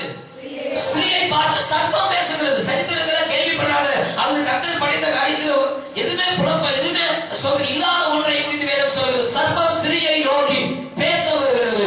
இப்ப வேதம் சொல்லுகிறது, இங்க நடக்கிற காரியம் ஏற்கனவே உங்களுக்கு தெரியும். இந்த ஏதேன் தோட்டத்துல சோதரம் சத்ருவாகிய பிசாசு என்ன செய்கிறான்? தனக்குள்ளே இந்த சர்ப்பத்துக்குள்ள பிசாசு, அதாவது பரலோகத்திலிருந்து தேவனால் கீழே தள்ளப்பட்ட லூசிபர் என்கிற பிசாசு என்ன செய்கிறது? யாருக்குள்ளே நுழைகிறது? இந்த சர்ப்பத்துக்குள்ளே நுழைகிறது. சர்ப்பமும் பிசாசு தனக்குள்ள நுழைவதற்கு அது தன்னை விட்டு கொடுத்தது. சர்ப்பமும் பிசாசு தனக்குள்ளே வந்து நுழைந்து ஆளுகை செய்வதற்கு எது விட்டு கொடுத்தது? சர்ப்பம் விட்டு கொடுத்தது. இன்னைக்கும் சர்ப்பத்தை அநேகர் வணங்குறாங்க. ஏன் அப்படின்னா அதெல்லாம் பிசாசினுடைய தூண்டுதல வணங்கிட்டு இருக்கிறாங்க. ஏன் இன்னைக்கு அநேகர் சர்ப்பத்தை வணங்கிட்டு இருக்கிறாங்க? அநேகருக்கு அதுக்கு ஒரு புத்து கட்டி அதுக்கு அநேகர் என்னமோ பண்ணி. ஏன் அப்படின்னா சர்ப்பம் வணங்கும்படி செய்யும். நீ பாக்குற என் காலில் விழுந்தன்னா இந்த எல்லா மகிமையும் யாருக்கு தரேன்? அது வணங்கும்படி செய்யக்கூடிய நிலையை உடையதுதான் பொல்லாத பிசாசு. அது யாருக்குள்ள போகுதோ அது அவர்களுக்குள்ள இருந்து அது கிரியை செய்ய ஒன்றாக இருக்கிறது. இந்த சர்ப்பம் பிசாசு தனக்குள் நுழைவதற்கு சத்துருவுக்கு தன்னை சர்ப்பம் என்ன செய்தது? விட்டு கொடுத்தது. யூதாசும் பிசாசு தனக்குள்ள புகுவதற்கு என்ன செய்தான்? விட்டு கொடுத்தான். பிசாசு தனக்குள்ள உட்புகுவதற்கு யூதாஸ் விட்டு கொடுத்தான். ஆகவே அவன் இயேசுவுக்கு விரோதமாய் தன் குதிகாலை தூக்கினான். சர்ப்பத்துக்கு பசுத்த ஆவிகளுக்கு நாம் இட்டா தருவோமானால் உள்ளே வந்து அவன் ஆட்சி செய்கிறவனாய் இருப்பான். அவனுக்கு விரும்புகிற காரியங்களை வீட்டிலே செய்வாயானா உன் வீட்டில் வந்து அவன் ஆட்சி செய்கிறவனாய் இருப்பான். உன்னை அவன் ஆளுகை செய்கிறவனாய் இருப்பான். முதலாவது சர்ப்பம் வேதம் சொல்கிறது அது தந்திரம் உள்ளது. வேதம் சர்ப்பம் தந்திரம் உள்ளதல்ல, பிசாசு தந்திரம் உள்ளவனாய் இருக்கிறான் என்று கொரிந்தியர் புஸ்தகத்தில் எழுதியிருக்கிறது. பிசாசுடைய தந்திரங்கள் நமக்கு தெரியாதவைகள், அவருடைய தந்திரங்கள் நமக்கு தெரியாதவைகள் அல்லவே என்று கொரிந்தியர் புஸ்தகத்தில் வேதம் சொல்லு. அப்ப தந்திரக்காரன் யார்? பிசாசு தந்திரக்காரன். அவன் ஒரு மனிதனுக்குள்ள போகிற பொழுது பிசாசுடைய பாவம் அவனுக்குள்ள இருந்து வெளிப்படுகிறதா இருக்கிறது. ஆகவேதான் வேதம் சொல்லுது, சர்ப்பம் எப்படி இருந்தது? தந்திரம் உள்ளதா இருந்தது. அப்ப ஏதோ ஒரு தந்திரம் நடக்குது. ஏதோ ஒரு தந்திரம். இன்னைக்கு மந்திரம் தான் இருக்குது. மந்திரம், அநேக மந்திரம், மாயாஜாலம், இதெல்லாம் எதிலிருந்து வந்தது? தந்திரத்திலிருந்து வந்தது. ஒரு ஆமே சொல்ல பார்க்கலாம். மந்திரங்கள் எதிலிருந்து வருது? மந்திரம் தந்திரத்திலிருந்து வருது. மந்திரத்தையும் சோத்திரம் தந்திரத்தையும் நம்பி வாழ்க்கை அந்த இடத்துல தான் நிற்கும். ஒரு ஆமே சொல்ல பார்க்கலாம். ஒரு ஆமே சொல்ல பார்க்கலாம். மந்திரத்தையும் தந்திரத்தையும் நம்பி அதை பின்னாடி ஓடுற ஆட்களுடைய வாழ்க்கை எங்க இருக்கும்? அது குடும்பம் எல்லாம் அந்த இடத்துல தான் இருக்கும். என் கீழே விழுந்தா என்ன ஆகுமோ தெரியாது. ஒரு ஆமே சொல்ல பார்க்கலாம். அல்லேலூயா சொல்லுங்க பார்க்கலாம். அப்ப சர்ப்பம் உள்ள பிசாசு வரதுக்கு விட்டு கொடுத்தது. ஒரு பொண்ணு டான்ஸ் ஆடிச்சு, சர்ப்பம் மாறி நல்லாதான் இருந்தா வைஃப். திடீர்னு பார்த்தா அவளுக்குள்ள பேசுது. என்ன பேசுது? சர்ப்பம் பேசுது. நீ எப்பவா வந்த? இப்ப 8வது படிக்கும் போதே வந்துட்டேன். 8வது படிக்கும் போதா? ஆமா. இப்ப ஆடுன்னு ஆட்டம் எனக்கு ரொம்ப. ஆமா. அட கடவுளே, 2 பிள்ளையும் பெருத்துட்டா. சில நாள் யாரோட வாழ்க்கை நடத்தி இருக்கிறான்? சர்ப்பத்தோட வாழ்க்கை நடத்தி இருக்கிறான். இல்லையே சொல்ல பாருங்க. கொஞ்சம் ஜாக்கிரதையாக இருந்துக்கிறீங்களா? யோசிச்சு பாருங்க. அப்ப பிசாசு தனக்குள்ள உட்புகுவதற்கு சர்ப்பம் இடம் கொடுத்தது. யூதாஸ் உட்புகுவதற்கு பிசாசுக்கு அவன் இடம் கொடுத்தான். இப்ப சர்ப்பம் ஸ்திரியை நோக்கி என்ன செய்கிறது? பேசுகிறது. சர்ப்பம் பேசுகிறது. என்ன நடக்குது? வேகம் வாசிங்க. என்ன நடக்குது? நீங்கள் தோட்டத்தில் உள்ள நீங்கள் தோட்டத்தில் உள்ள சகல விருட்சங்களின் கனியையும் புசிக்க வேண்டாம் என்று தேவன் உங்களுக்கு சொன்னது. ஒரு ஆமென் சொல்லுங்க பார்க்கலாம். ஒரு ஆமென் சொல்லுங்க பார்க்கலாம். பிசாசு என்னைக்குமே பாயிண்ட்டுக்கு வர்றவன். நம்ம பாருங்க, அனாவசியம் பேச மாட்டான். ஏன்னா அவனுக்கு உலகம் முழுவதும் சுத்திட்டே இருக்கணும். டைம் இல்லை. நம்மள மாதிரி உட்காந்து வீண் கதை வெட்டி கதை அவன் பேசிட்டு இருக்க மாட்டான். கரெக்டா ஏவாள்கிட்ட வரான். அவன் பாயிண்ட் எடுத்து பேசுறான். என்ன சொல்றான்?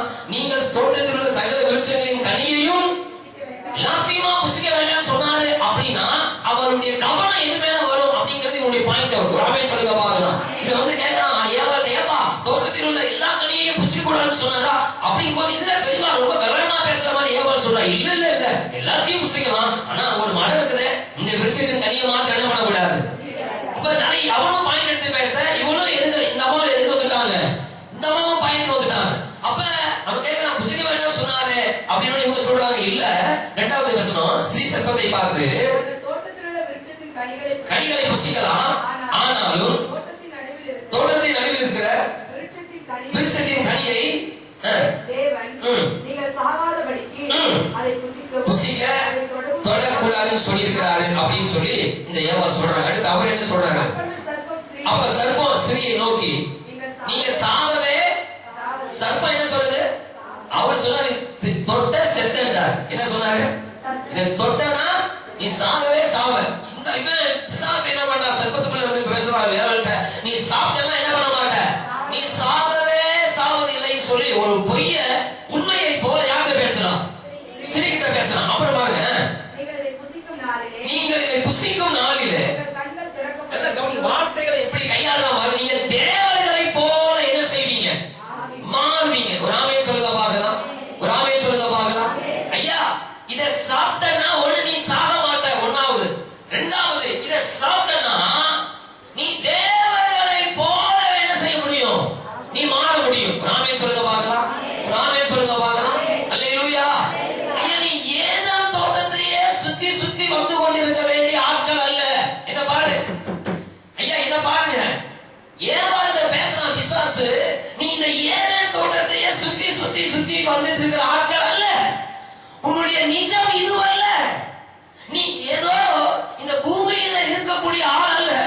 ஸ்தோத்திரம். நீ ஒரு கட்டளைக்கு உட்பட்ட ஆட்கள் அல்ல. இவன் தெளிவாய் பேசுகிறான் ஏவாளிடம். அம்மா ஏவாளே, ஆதாமே, ஏவாள்கிட்ட தலைமை சொல்ல வேண்டிய காரியங்கள் எல்லாம் சொல்றான். நீ இந்த ஏதேன் தோட்டத்துல நீங்க இருக்கக்கூடிய ஆள் அல்ல. நீங்க அவருடைய கட்டளைகளுக்கு நீங்க உட்பட்டு வாழ வேண்டிய அவசியம் உங்களுக்கு இல்ல. நீங்க ஒன்றும் அவருக்கு அடிமைகள் அல்ல. உங்களுக்கு ஒரு பெரிய மேன்மை இருக்கிறது. உங்களுக்கு ஒரு பெரிய உத்தரவாதம் உள்ள மேன்மையான உன்னதமான நிலை இருக்கிறது.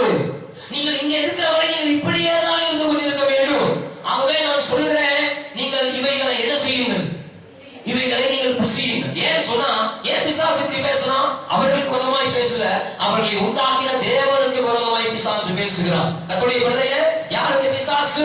தேவனால் கைவிடப்பட்டவன், சோதனை பரலோகத்திலிருந்து பூமியில தள்ளப்பட்டவன் பிசாசு. முதலாவது கெடுத்தான். முதலாவது நேற்று சொன்ன ஆதியாகமம் 1:2 வசனத்துக்கும் ஏகப்பட்ட பல ஆயிரம் ஆண்டுகள் சோதனம் இடைவெளி இருக்கிறது. ஏற்கனவே நான் சொல்லியிருக்கிறேன். பரலோகத்தில் தேவன் கொடுத்த மேன்மையை இழந்த இந்த லூசிபர் சோதனம் அவனுக்குள்ள பெருமை வந்ததுன்னா, அவனுக்குள்ள ஒரு பெருமை வந்தது. என்ன பெருமை வந்தது? நான் தேவனுடைய சிங்காசனங்களுக்கு மேலாக நான் ஏறுவேன். வீட்டு போய் நீங்க வாசித்து பார்த்துக்கீங்க. ஏசாயா 14ஆம் அதிகாரத்துல இந்த வசனம் வருகிறது. அந்த லூசிபர் சொல்லுகிறான், நான் தேவனுடைய சிங்காசனத்துக்கு மேலாக ஏறுவேன், அவருக்கு மேலாக உட்காருவேன், பேரையும் புகழையும் பெறுவேன் என்று சொல்லி தேவனுக்கு மேலாக தன்னை எண்ணி தன்னை உட்கார வைப்பதற்கு அவன் வகை தேடினவன் இந்த பிசாசு. ஆகவேதான் தேவன் பார்த்தா அவனுக்கு கொடுக்கப்பட்ட மேன்மையில் இருந்து இந்த பூமியில யாரை தள்ளினார்? லூசிபரை தேவன் தள்ளினார். தனக்கு கொடுக்கப்பட்ட மேன்மையான பாக்கியத்தை பிசாசு இழந்து போனான். இனி தள்ளப்பட்ட பிசாசுக்கு இருக்கிற ஒரே காரியம், அவன் பெற வேண்டிய தண்டனை தான். இதை கவனிக்க. லூசிபர் இனி பெற வேண்டிய ஒரே காரியம், அவன் பெற வேண்டிய தண்டனை. இனி தேவனுடைய கண்களில் இந்த பிசாசாகிய லூசிபருக்கு இனி தேவனுடைய கண்களில் இனி கிருபை கிடைப்பதற்கு வாய்ப்பு இல்லை. அவன் இனி எவ்வளவு தேடினாலும் அவன் பரலோகத்தில் கொடுக்கப்பட்ட மேன்மையை அவன் இழந்தபடியினால் இனி பரலோகத்தில் கொண்டு போய் அவனை நிலைநிறுத்தி அவனுக்கு ஒரு வாய்ப்பை கொடுப்பதற்கு கர்த்தர் சம்மதிக்கவில்லை. அவ்வளவுதான். என்றைக்கு பரலோகத்திலிருந்து கீழே தள்ளப்பட்டானோ அன்றைக்கு அவனுக்கும் அவனுடைய தூதர்களுக்கும் கர்த்தர் நரகத்தை பாதாளத்தை ஆயத்தப்படுத்தினார் என்று சொல்லி சத்திய வேதம் சொல்லுகிறது. நரகம் என்பது ஸ்தோத்திரம் தள்ளப்பட்ட தூதனுக்கும் ஸ்தோத்திரம் அவனோடு சேர்ந்த தூதர்களுக்கும் ஆயத்தப்படுத்தப்பட்டதுதான் நரகம். அதுதான் பாதாளம். இது மனிதர்களுக்கு ஆயத்தப்படுத்தப்பட்டதல்ல பாதாளம். ஸ்தோத்திரம் தேவனுடைய வார்த்தையை மீறி கீழ்ப்படியாமல் தங்கள் ஆத்மாவை கெட்டு போக பண்ணுகிறார்களே, அவர்களும் சேர்ந்துதான் இந்த தூதனோடு கூட நரகத்திலே தள்ளப்படுவார்கள் என்று சொல்லி இந்த சத்திய வேதாகமம் சொல்லுகிறது. இந்த பிசாசு இந்த ஏவலத்தில் பேசுகிறான், நீங்கள் இங்க இருக்க வேண்டிய ஆள் இல்ல, நீங்கள் சாப்பிட்டால் தேவர்களை போல நீங்கள் மாறுவீர்கள். ஆகவே நீங்கள் தேவர்களை போல மாறுவீர்கள், ஆண்டவருக்கு பிரியமில்லாத ஒன்று என்று சொல்லி அவன் சொல்லுகிறான். திரும்ப பேசுகிறான். எத்தனை நாள் வெறுமனே ஆகாரத்துக்காக இந்த கனிகளை நீங்க என்ன செய்வீங்க? நீங்க சாப்பிட்டுக்கிட்டு இருப்பீங்க. அவர்களுக்குள்ள ஒரு கேள்வியை அவன் ஏற்படுத்துகிறான். பிசாசு நன்றாய் கவனியுங்க. அவர்களுக்குள்ள ஒரு கேள்வி ஏற்படுத்துறான். எத்தனை நாள் தோட்டத்தில் உள்ள கனியை சாப்பிட்டு நீங்க பசிய மாத்திரம் ஆத்திட்டு இருப்பீங்க. இங்க பாருங்க, ஆண்டவர் சொன்ன எல்லா விரிச்சல்களும் உங்க பசியை ஆற்றக்கூடிய விரிச்சல் தான். ஆனா உங்களுக்கு வேண்டாம்னு சொல்லி விளக்குனாங்க. அதை சாப்பிட்டா நீங்க தான் ஏமாற்றத்தில் பேசலாம். ஏன்னா அவன் பரலோகத்தில் தள்ளப்பட்ட பிசாசு. அவன் தேவனுக்கு விரோதமாய் செயல்படுகிறவன், கர்த்தருக்கு விரோதமாய் செயல்பட்டான். பரலோகத்திலிருந்து கீழே தள்ளப்பட்ட பொழுது இந்த பூமியை பெருமையாக்கினான். இந்த பூமியை அவன் ஒழுங்கின்மையாக்கினான். ஆதியாகமம் 2 சொல்லுகிறது, பூமியானது ஒழுங்கின்மையும். பிசாசு முதலாவது செஞ்ச காரியம், தேவன் மேல இருக்கிற கடுப்புல அவன் செஞ்ச காரியம், அவன் பூமியை கர்த்தரால் அழகாய் படைக்கப்பட்ட பூமியை என்ன செஞ்சான்? பெருமையும் ஒழுங்கின்மையை மாற்றினான். அதற்கு பிறகு அவன் செய்த ஒரு காரியம் என்ன தெரியுமா? தேவனால் உண்டாக்கப்பட்ட அடுத்து கர்த்தருடைய கண்கள் எது மேல போகுது, தேவ திட்டம் எது என்பதை அறிந்து அடுத்து பிறகு அவன் என்ன செய்தான்? தேவ திட்டத்தை இந்த பூமியில உண்டாக்கின மனிதர்களாகிய ஆதாமு ஏவாளுடைய வாழ்க்கையை கெட்டு போக பண்ண வேண்டும் என்று சொல்லி தான் கெட்டு போவது மாத்திரமல்ல, கர்த்தருடைய திட்டத்தை நிறைவேற்ற விரும்புகிற கர்த்தரால் உண்டாக்கப்பட்ட மனிதர்களாகிய ஆதாமு ஏவாளையும் அவர்களுடைய இனி இந்த பூமியில உண்டாக்க போகிற மனித சமுதாயத்தை கெடுத்து விட வேண்டும் என்று சொல்லி தங்களோடு கூட மனித சமுதாயத்தை நரகத்துக்கு இந்த ஆட்களை கூட்டிக் கொண்டு போக வேண்டும் என்று சொல்லி என்ன செய்தான்? கர்த்தர் சொன்ன உண்மைக்கு விரோதமாக இந்த சத்துரு அவர்களுக்குள்ள பொய்யை இவன் விதைக்க ஆரம்பித்தான். வேதம் சொல்கிறது, இவன் பொய்யனும் பொய்க்கு பிதாவுமா இருக்கிறான். இவன் திருடன், இவன் பொய்யனும் பொய்க்கு பிதாவுமா இருக்கிறான். அவனிடத்துல இப்படிப்பட்ட பொய்யை அவனிடத்துல அந்த ஏவனிடத்துல இவன் புகுத்துகிறான். அவன் எல்லாம் அவனுக்கு கேட்டுக்கொண்டே இருக்கிறான். நான் யோசித்து பார்த்தேன், எல்லாத்தையும் சாப்பிட சொல்லிட்டாரு, இந்த ஒரு கனியை சாப்பிட சொல்லல. ஆனா இவன் சொல்றான், இதை சாப்பிட்டேன்னா தேவனை சாப்பிட்டா ஒன்ஸ் அடுத்த நிமிஷமே நீ தேவர்களை போல என்ன செய்யலாம். நான் சொன்னேன், நினைச்சு படிக்கும்போது வார்த்தை நமக்கு ஒரு கேள்வி வருது, இவ்வளவு எளிமையா இந்த பழத்தை சாப்பிட்டாவா ஒரு மனிதன் தேவனை போல மாறிட முடியும்? ஒரு மனிதன் இவ்வளவு குறுக்கு வழியில போய் இவ்வளவு பெரிய மேன்மையான ஆசீர்வாதத்தை பெற்றுவிட முடியுமா? இவன் எப்படி குறுக்கு வழியை காட்டான்? பிசாசு என்னைக்குமே குறுக்கு வழியை தான் காட்டுவான். அவன் திருடனும் கொலைபாதகனுமாய் இருக்கிறான். யோவான் 10:1 சொல்லுகிறது. எடுத்து வாசிங்க. யோவான் 10:1 எடுத்து வாசிங்க. யோவான் 10 பக்கம் சொல்லுங்க. 141வது பக்கம் வாசிங்க. மெய்யாகவே மெய்யாகவே ஐயா நான் உங்களுக்கு சொல்லுகிறேன், ஆட்டு தொழுவத்திற்குள்ள வாசல் வழியாய் பிரவேசியாமல் வேறு வழியா பிரவேசிக்கிறவன் கல்லனும். ஒரு ஆமென் சொல்லுங்க பார்க்கலாம். ஒரு ஆமென் சொல்லுங்க பார்க்கலாம். ஐயா கர்த்தர் சொன்ன ஆலோசனை விட்டு வேற எந்த ஆலோசனைக்கு நீ கீழ்ப்படிஞ்சாலும் அப்படி கைட் பண்றவன் உன் வாழ்க்கைக்கு குழி வெற்ற மாத்திரமல்ல, உன் ஆத்மாவை கெட்டு போக பண்ணுகிற மாத்திரமல்ல, அவன் கல்லனும் கொள்ளைக்காரனுமாய் இருக்கிறான். இந்த பழத்தை சாப்பிட்டா தேவர்களை போல மாறிடுங்கன்னு சொல்லி குறுக்க வழியில பிசாசை யாருக்கு வழிகாட்டுறான்? யாருக்கு வழிகாட்டுறான்? ஏவாளுக்கு வழிகாட்டுறான். அம்மா நல்லா கவனிங்க. முதலாவது சரியானதை அறிகிற ஒரு அறிவை யாரிடத்திலிருந்து பெற்றாங்க? தேவனிடத்திலிருந்து சரியானதை அறிகிற ஒரு அறிவை ஆதாமும் ஏவாளும் பெற்றாங்க. நீங்க பூமியில பயிற்சி எடுத்து முயற்சி எடுத்து உன் வாழ்க்கையை நீ மீடெடுக்கணுங்கிற அவசியம் இல்லை. உன்னை நான் படிக்கும் பொழுது இந்த பூமியை ஆளுகை செய்யக்கூடிய ஆண்டு கொள்ளக்கூடிய அனுபவத்துல தான் தகுதியில தான் உன்னை என்ன செஞ்சிருக்கிறேன் நான் படைச்சிருக்கிறேன்னு கர்த்தர் சொன்னார்.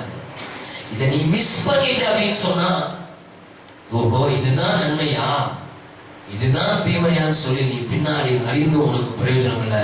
பிற்பாடும் நீ கர்த்தர் கொடுத்த மேன்மையை நீ அடையணும்னு சொன்னா, நீ பயிற்சி எடுத்து முயற்சி பண்ணி ஜீவன் போற வரைக்கும் ஆத்துமாவை பத்திரமா நீ காத்து கொண்டால் மாத்திரமே எந்த இடத்துக்குள்ள பிரவேசிக்க முடியும்?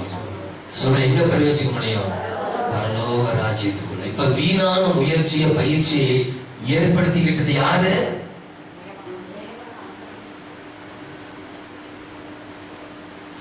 யாரோ தெரியல பாஸ்டர் இந்த மாதிரி நல்லா கவனிங்க. சத்தியத்தை தயவு செஞ்சு நல்லா கவனிங்க. வீணான பயிற்சியையும் முயற்சியையும் வீணான பயிற்சியை எடுத்துக்கொண்டது யாரு?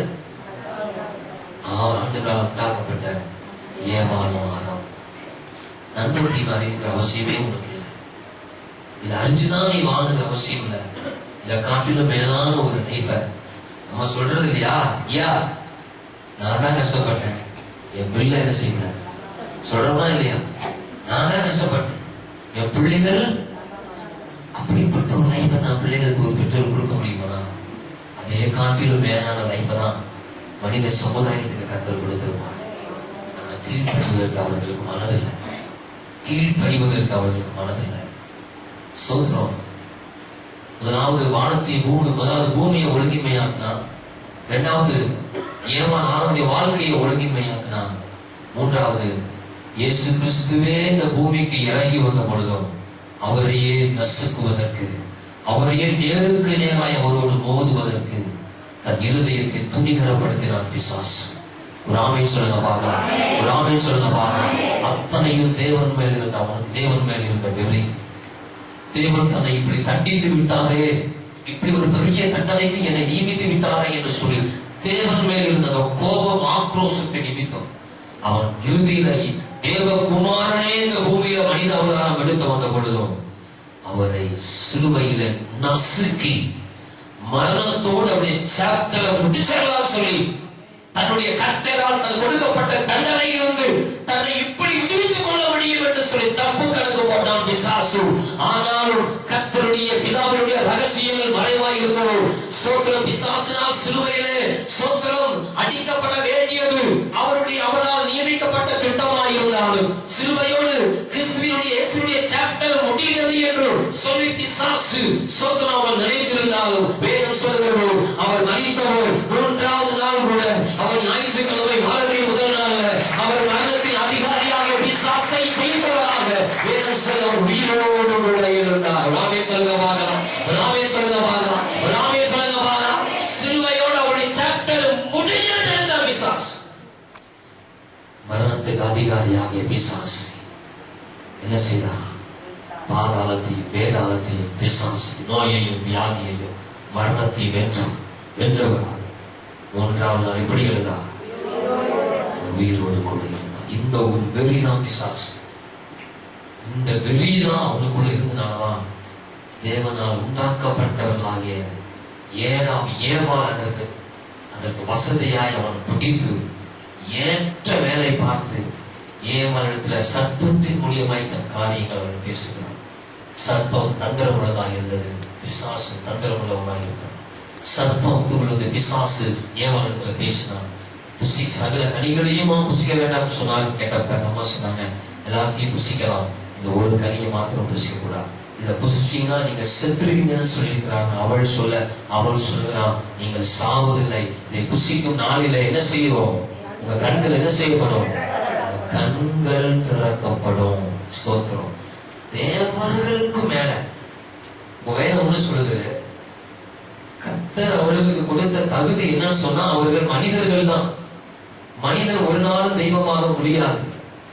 எந்த நிலையிலும் மனிதன் தெய்வமாக முடியாது.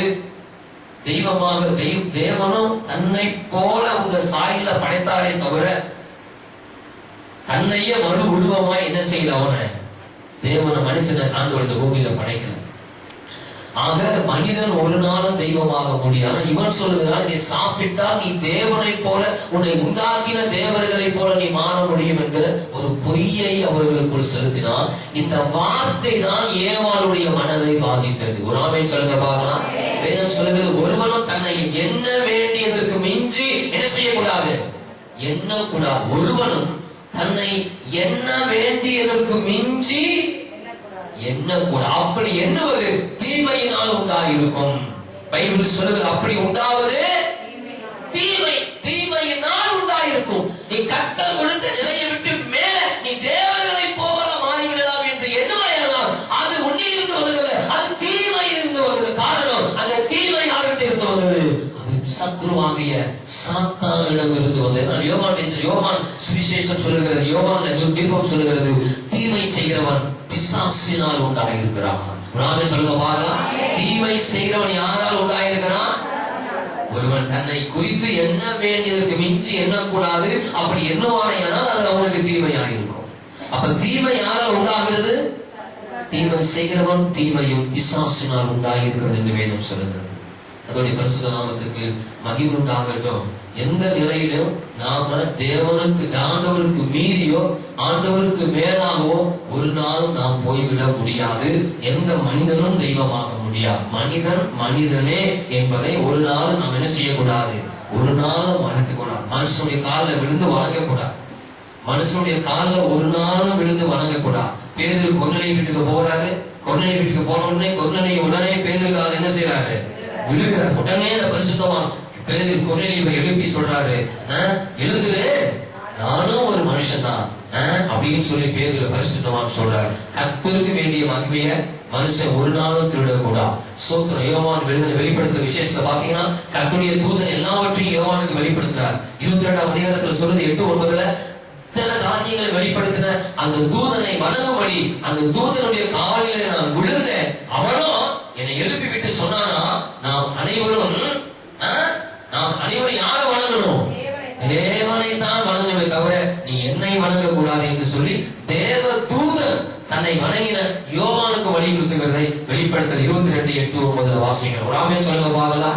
ஒரு ஆமென் சொல்லுங்க பார்க்கலாம். எந்த நிலையிலும் மனிதனை நாம் வணங்கக்கூடாது. வணக்கத்துக்குரியவர் கர்த்தர் ஒருவர் மாத்திரம் தான். ஒரு ஆமென் சொல்லுங்க. வணக்கத்துக்குரியவர் யாரு? மனுஷனை மதிக்கலாம். மனுஷனை என்ன செய்யலாம், மதிக்கலாம், கனம் பண்ணலாம். தாயின் தகப்பனி என்ன செய்யப்பட சொல்லி இருக்குது, ஆனா வணங்கக்கூடாது. அவர்கள் வணக்கத்துக்குரியவர்கள் அல்ல அப்படின்னா ஆண்டு சொல்றார், நான் கர்த்தர், என் மகிமையை வேற ஒருவனுக்கு ஒடுக்க மாட்டேங்கிறார். ஏசாயா புஸ்தகத்துல மகிமை கர்த்தர் ஒருத்தருக்கு தான். அதே மாதிரி சோதனை பல இடங்கள்ல சொல்லுது, என்னை என்று நீங்கள் யாரையும் குருக்கள்னு சொல்லி என்ன செய்யாதீங்க, அழைக்காது. கிறிஸ்து ஒருவரே உங்களுக்கு எப்படி இருக்கிறார், குருவாய் இருக்க. கிறிஸ்து ஒருத்தர் தான் குரு. சில சொல்லுவாங்க, எனக்கு இவரு குரு அவரு குரு, ஒரு இது கிடையாது. கிறிஸ்து கூனா பாவம், ரூனா அழித்து. கூனா பாவம், ரூ என்றால் அழித்து. பாவத்தை அழித்தவருக்கு மாத்திரமே குரு என்று பொருள். என்னை என்று யார் ஒருவரும், என்னை என்று யாரும் என்ன அழைக்க கூடாது, குருக்கள் என்று அழைக்கப்படாதிருப்பீர்களா? கிறிஸ்து ஒருவரே உங்களுக்கு எப்படியா இருக்கிறார்? கிறிஸ்து ஒருவரே. இன்னைக்கு கொல்ல கொட்ட ஊரடிச்சு உலக போறவங்க இன்னைக்கு குரு, அவர் குரு, இவர் குரு, இவர் தான் என் குடும்பத்துக்கே படுகொலை விட்டார், இவர் எங்க குரு.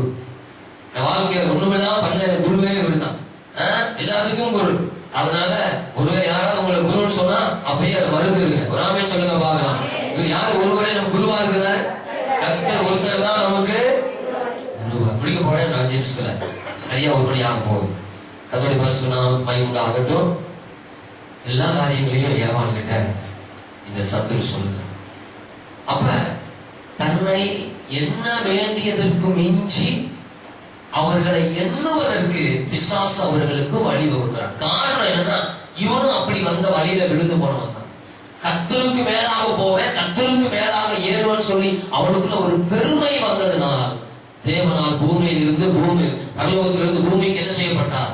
அவன் தள்ளப்பட்டான். இவர்களுக்குள்ளேயும் ஒரு பெருமையின் ஆவிய பிசாசு என்ன செய்கிறான்? உட்புகுத்துறான். நல்லா கவனிங்க, அவனுக்குள்ள பெருமையின் ஆவி வந்தது, தேவனால் தள்ளப்பட்டான். இவனும் என்ன செய்தான்? கர்த்தர் இவர்களை தள்ள வேண்டும் என்று சொன்னார். இவர்களுக்குள்ள நம்ம எந்த ஆவி அனுப்பணும்? பெருமையின் ஆவிய, தேவனை காட்டிலும் தன்னை குறித்து மேலா எண்ணுகிற ஆவியை யாருக்குள்ள அனுப்பணும்? இந்த ஏவாளுக்குள்ள அனுப்பணும். இந்த ஏவாளுக்குள்ள அனுப்பணும். அதனாலதான் சொன்னான், நீ சாப்பிட்டா நீ தேவர்களை போல மாறிடுவார். அந்த வார்த்தையை அவள் இச்சித்தான். கவனிங்க, அந்த வார்த்தை அவள் உள்ளத்துல இச்சித்தான். மனது இச்சித்ததுனால அந்த மனதுடைய பாதிப்பு உடனே கண்களுக்கு வந்து, அதுக்கு முன்னாடி கர்த்தர் விளக்கின கனியை தான் பார்த்தா, அப்ப கண்கள்ல இச்சை வரல. அதுக்கு முன்னாடி எத்தனையோ தடவை இவங்க எதை பார்த்திருக்காங்க? கர்த்தர் விளக்கின கனி என்ன செஞ்சாங்க? அப்ப கண்கள் இச்சை வந்ததா? கண்களுக்கு அது இன்பமா இருந்ததா? எப்ப அவருடைய கண்களுக்கு அது இன்பமா இருந்தது? அவருடைய மனது பாதிக்கப்பட்ட போது, தவறான கூற்றை அறிகிற அறிவை அவள் அடைந்த பொழுது அவருடைய மனது பாதிக்கப்பட்டது. அப்ப முதலாவது அவருடைய மனதானது பாதிக்கப்பட்டு பிற்பாடு என்ன செய்கிறது? அவருடைய கண்களில் அதனுடைய பாதிப்பு வெளிப்படுகிறது. வேதம் சொல்லுது, இந்த மனதுக்கும் இந்த விழிக்கும் சம்பந்தம் உண்டு. அதனால்தான் என் மன கண்களை திறந்தருளும் என்று சொல்கிறோம். இந்த மனசு கெட்டு போனா இந்த விழி கெட்டு போயிடும். மனசும் விழியும் கெட்டு போனா வாழ்க்கைங்கிற வழியே கெட்டு போயிடும். அதுல சந்தேகமே கிடையாது. இப்படியா தவறான அறிகிற அறிவை அவர்களுக்கு கூற்றை உணர்த்தி, அவர்களுக்குள்ள ஒரு பெருமையின் ஆவியை, தனக்குள் இருந்த அந்த பெருமையின் ஆவியை அவர்களுக்குள்ள அனுப்பி அவருடைய மனதை கெட்டு போக பண்ணி, தன்னை உண்டாக்கின தேவனை காட்டிலும் தன்னை தேவர்களை போல அந்த ஏவாள் எண்ணி பார்த்தால், உடனே அவளுக்குள்ள இருந்த நடந்த மாற்றம் என்ன தெரியுமா? ஸ்தோத்திரம், தன்னை தேவதையை போல அவள் எண்ணி பார்க்க ஆரம்பித்தாள். தன்னை தேவர்கள் ஒருவராக அவள் அவர்களை எண்ணி பார்க்க ஆரம்பித்தாள். அந்த காரியங்கள் அவளுடைய மனதிலே ஓட ஆரம்பித்தது. அவருடைய மனது கெட்டு போனது. அதற்கு முன்னாடி அவங்க மனசு ரொம்ப நல்லா இருந்துச்சு, மனசு ரொம்ப பீஸ்ஃபுல்லா இருந்துச்சு. நல்லா அந்த மரத்தை பார்த்தாங்க, சாப்பிடுற எண்ணமெல்லாம் கிடையாது, கண்களுக்கு இச்சையோ இன்பமோ ஒன்றும் தெரியல, நல்லா இருந்தாங்க. ஏன்னா அந்த மனதை அவர்கள் ஆளுகை செய்து கொண்டிருந்தார்கள். மனதை யாரு ஆளுகை செஞ்சுட்டு இருந்தா? ஆதாமும் ஏவாளும் அவங்களுடைய மனதை அவங்க ஆளுகை செஞ்சுட்டு இருந்தாங்க. ஆனா அவங்க மனது கெட்டு போன பொழுது அவர்களுடைய மனது அவர்களை ஆளுகை செய்ய ஆரம்பித்தது. மாம்சமும் மனதும் விரும்புகிறதை என்ன செய்ய ஆரம்பித்தார்? செய்ய ஆரம்பித்தார். பறித்தார், சாப்பிட்டார், தன் கணவனுக்கும் கொடுத்தார். ஒரே ஒரு காரியத்தை சொல்றேன், புத்தி கெட்ட ஏவாள்னு சொல்ல, இது ரொம்ப இம்பார்ட்டன்டான செய்தி. நான் சொல்ல போற இந்த காரியம் தான் மிக முக்கியமான, கருத்தில் கொள்ள வேண்டிய ஒரு வார்த்தை. பேர்பட்ட மகிமையில நிறுத்தப்பட்டிருக்கிற இந்த ஏவா, நீ சாப்பிட்டனா தேவர்களை போல மாறுறதுக்கு ஒரு வாய்ப்பு இருக்குதுங்கிற ஒரு வழியை சர்ப்பம் யாருக்கு காட்டுது? ஏவாளுக்கு காட்டுது. இத சாப்பிட்டனா போஸ்டிங் ரொம்ப டாப்ல போயிருங்கிற அந்த அறிவை, அந்த அறிவு கண்ணை இவளுக்கு திறக்கக்கூடிய அளவுக்கு தன்னை அறிவுள்ளவரை போல, தான் ஒரு அறிவுள்ள சுவாபத்தில் உள்ளவரை போல இந்த சர்ப்பமானது ஏவாளிடம் காத்துக் கொண்டது. நம்ம வாழ்க்கையினுடைய முன்னேற்றத்திற்கு வழியை காட்டுகிறவர்கள் முதலையா, அவர்கள் எப்படிப்பட்ட எப்படிப்பட்ட ஸ்தானத்துல நிலையில இருக்கிறார்கள் என்பதை முதலாவது நீங்கள் அறிந்து கொள்ள வேண்டும். ஏப்பா, தன்னையே தேவர்களை போல மாற்றுவதற்கு ஒரு ஆலோசனையை உடைய அவ்வளவு அறிவு பெற்றதா இந்த சர்ப்பம் இருக்குமானா, எனக்கு மேன்மையை குறிச்சு சொல்றிய, வழியை சொல்றிய, ஓலைபியாப்பா இன்னும் சர்ப்பமாவே இருக்கிற, ஓலைபியா இன்னும் அற்பமாவே இருக்குது. ரொம்ப முக்கியமான ஒரு கவனிக்கக்கூடிய ஒரு காரியம், உனக்கு மேன்மையை சொல்றவங்க எந்த நிலையில இருக்கிறாங்க, உனக்கு ஆலோசனை சொல்லக்கூடிய ஆளு எப்படிப்பட்ட மேன்மையில இருக்குதுங்கிறத முதலாவது ஞானம் இருந்தால், தேவ ஞானத்தோடு நாம் முதலாவது அதை அறிந்து ஆராய வேண்டியது, அறிய வேண்டிய அவசியமா இருக்கிறது. நீயே தேவர்களை போல மாறுறதுக்கு ஒரு வாய்ப்பு இருக்குமானா, இந்த அறிவு கண்களை உடைய அறிவையுடைய சர்ப்பம் இவர்களை காட்டிலும் மேலான ஒரு நிலையில தான் என்ன செஞ்சிருக்கணும், இருந்திருக்கணும். நல்லா கவனிக்கிறது முக்கியமான வார்த்தை இது, ரொம்ப ரொம்ப முக்கியமான வார்த்தை. உன் வாழ்க்கை மீடறதுக்கு சோதனம் மனிதனும் மீடறதுக்கு வழிகாட்ட முடியாது. மனிதனை காட்டிலும் ரொம்ப அற்பமானது, மனிதனை காட்டிலும் சோதனம் கேவலமானது, மனிதனை காட்டிலும் சோதனம் மகிமை அற்ற ஒரு சர்ப்பம், மகிமையற்ற ஒரு சர்ப்பம். மகிமையுள்ள தேவனால் உண்டாக்கப்பட்ட ஒரு மனிதனுடைய மேன்மைக்கு வழிகாட்ட முடியுமா? நீங்க யோசித்து பாருங்க. மனிதன் தேவ மகிமையில நிரப்பப்பட்டவன், மனிதன் தேவ மகிமையை உடையவன், இவன் மகிமையின் மேல் மகிமை அடையக்கூடியவன். இவனுக்கோ இவனுடைய மகிமையை அற்றுப்போக பண்ணும்படி சர்ப்பம் பேசுகிறது. இதை இவனும் கேட்டுக் கொண்டிருக்கிறான், இதற்கு இவனும் செவி கொடுத்துக் கொண்டிருக்கிறான். இவனுக்கு சாதாரண சர்ப்பமாயிற்று. இதற்கு ஒரு மேன்மைக்கு வழி கொடுக்கிற, வழி சொல்கிற நீ, வழியை காட்டுகிற நீ, உன்னுடைய வாழ்க்கை ஏன் இப்படி இருக்கிறது என்பதை கேட்கக்கூடிய அறிவு யாரிடத்தில் எல்லாம் போயிடுச்சு? மனிதனுடைய மேன்மைக்கு மிருகங்களோ மனிதர்களோ மனிதனோ ஒரு நாள் வழிகாட்ட முடியாது. எந்த மனுஷனும் மனுஷனுடைய மேன்மைக்கு வழிகாட்ட முடியாது. ஒருவனை உயர்த்துகிறவரும் கர்த்தர்தான், ஒருவனை தாழ்த்துகிறவரும் கர்த்தர்தான். கர்த்தருக்கு ஐஸ்வர்யமும் கனமும் உம்மாலே வருகிறது என்று சோத்திர பக்தனாகி தாவீது சொல்றார். ஒரு ஆமென் சொல்லுங்க, ஒரு ஆமென் சொல்லுங்க பாருங்க. இது ஒப்பிட்டு பார்க்கக்கூடிய ஒரு அறிவு அவளுக்கு இல்லை. இந்த அறிவு அவரை இழந்துட்டா, இந்த மகிமையை அவரை இழந்துட்டா. தன்னை தேவர்களை போல எண்ணக்கூடிய சோத்திரம் தேவர்களை போல மாற்றிக்கொள்ளக்கூடிய அந்த சத்துருவினிடத்தில் வந்து பொய்யான உபதேசங்களுக்கு தன்னை அர்ப்பணித்தாலே தவிர, கர்த்தரால் தனக்கு மகிமையின் மேல் மகிமை அடையக்கூடிய அந்த மெய்யான அறிகிற அறிவை என்ன செய்தா? அவள் இழந்து போயிட்டான். நான் திரும்ப சொல்றேன், உங்க வாழ்க்கைக்கு ஆலோசனை கொடுக்கிற ஆளு எப்படிப்பட்ட ஆளு, உங்களுக்கு ஒரு உங்களை ஒரு இடத்துக்கு கூட்டிட்டு போற ஆளு எப்படிப்பட்ட ஆளு, வாழ்க்கையில உருப்படியான ஆளா, வாழ்க்கையில மேன்மையை கண்ட ஆளா, நல்ல ஸ்திரமான ஆளாங்கிறத பார்த்துட்டு அதற்கு பிற்பாடு அவங்களுடைய ஆலோசனைக்கு நீங்கள் உட்படுகிறீர்கள். ஆனால் நீங்கள் மகிமையின் மேல் நீங்கள் மகிமை அடைவீர்கள். மாறா ஸ்தோத்திரம். இந்த உலகத்தினுடைய மேன்மையை கண்டு வருகிற பொய்யான தவறான அறிகிற அறிவில நாம் விழுந்து விடுவோமானால் நம்முடைய வாழ்க்கை நிர்வாணமாகிவிடும் என்பதை மறந்து போய்விடவே. ஏவாளுடன் ஆதாமுடைய வாழ்க்கை என்ன ஆயிற்று? தேவர்களை போல மாறல, நிர்வாணமா போயிடுச்சு. நான் சொல்றேன், திரும்ப சொல்றேன், வேத சத்தியத்தை எடுக்கும் பொழுது திரும்ப எனக்குள்ள நான் அறிந்த ஒரு காரியம், எனக்கு வழிகாட்டுகிற ஆளை எப்படிப்பட்ட ஆளு, உண்மையுள்ளவனா, தேவனை அறிகிற அறிவில மேன்மையுடையவனா, இவருடைய ஆலோசனை இன்னும் என்னை மேன்மைப்படுத்துமா, அதுக்கு ஏதாவது அவதானங்கள் உண்டா? அதுதான் புத்தி உள்ளவனுக்கு அடையாளம், அதுதான் புத்தி உள்ளவர்களுக்கு அடையாளம். இவைக்கான காரியங்களை கேட்டு கேட்டு கேட்டு கேட்டு எல்லாம் உனக்கு ஆண்டு மறைத்து விட்டார் என்று சொல்லி ஒரு பொய்யை நம்பினார், தன் வாழ்க்கையை மாயைக்கு ஒப்பு கொடுத்தால் ஏவாள். வேதம் சொல்கிறது, மாயையை பின்பற்றுகிறவர்கள், பொய்யை பின்பற்றுகிறவர்கள் தங்களுக்கு வரும் கிருபைகளை என்ன செய்கிறார்களா? போக்கடிக்கிறார். தங்களுக்கு வருகிற சான்ஸ், இந்த சான்ஸ் எல்லாம் என்ன பண்ணிக்கிறாங்களா? இப்ப என்ன பாருங்க, அதை சொல்லுங்க. இதுலதான் கவனமா இருப்பேன் தவிர அவன் வருகிற வாய்ப்பை என்ன பண்ணிக்கிறாங்களா? தள்ளி விடுகிறார்கள் என்று. தன்னை பரிசுத்தம் செய்த உடன்படிக்கை ரத்தத்தை அசுத்தம் என்று எண்ணி கிருபையின் ஆவியை போக்கடிக்கிறவர்கள் எவ்வளவு கொடிதான ஆக்கினைக்கு பாத்திரவான்களாக இருக்கிறார். இவரையை பத்திர சொல்லப்பட்டு 29. தன்னுடைய பிள்ளைகளை இறை ஒன்று, அவனுடைய மனம் கெட்டு போயிற்று. யாருடைய மனம் கெட்டு போயிற்று? எல்லாம் இருந்தோம், எல்லா சாக்கியத்தை பெற்றிருந்தோம், ஒரு பொய்யான உபதேசம். நான் சொல்ற டைம் இல்ல, வேகமா போயிட்டு இருக்குது. பிசாசு பொய் போதகம் பண்ணுகிறவன். ஆபகுல சொல்லுது 2 அவன் பொய் போதகம் பண்ணுகிறவன். அவன் பொய்யன், அவன் வார்த்தை பொய்யானது, அவனுடைய காரியங்கள் எல்லாம் பொய்யானது. கர்த்தருடைய பிள்ளைகளை இந்த நாட்களில் கர்த்தர் உங்களுக்கு சொல்லுகிற வார்த்தை, நீ அநேக காரியத்துல நீ மேன்மையுடையவனாக இருக்கலாம். உலகம் முழுவதும் நீ ஆதாயப்படுத்தி இன்னைக்கு எல்லாம் உன் கையில இருக்கிறதா இருக்கலாம். நான் வேதம் சொல்லுவது பட்டணத்தை பிடிக்கிறவனை பார்க்கணும். தன் மனதை அடக்கி ஆளுகிறவன் உத்தமன். அவன் உத்தமன் என்று விளங்கின பின்பு தேவனால் சொல்லப்பட்ட வாக்குத்தத்தம் பண்ணப்பட்ட ஆசீர்வாதங்களை என்ன செய்வான்? ஜீவ கிரீடத்தை பெறுவான். ஆண்டவரே, நான் சரியானதை அறிகிற அறிவையுடையவனாய் என்னை மாற்றும்.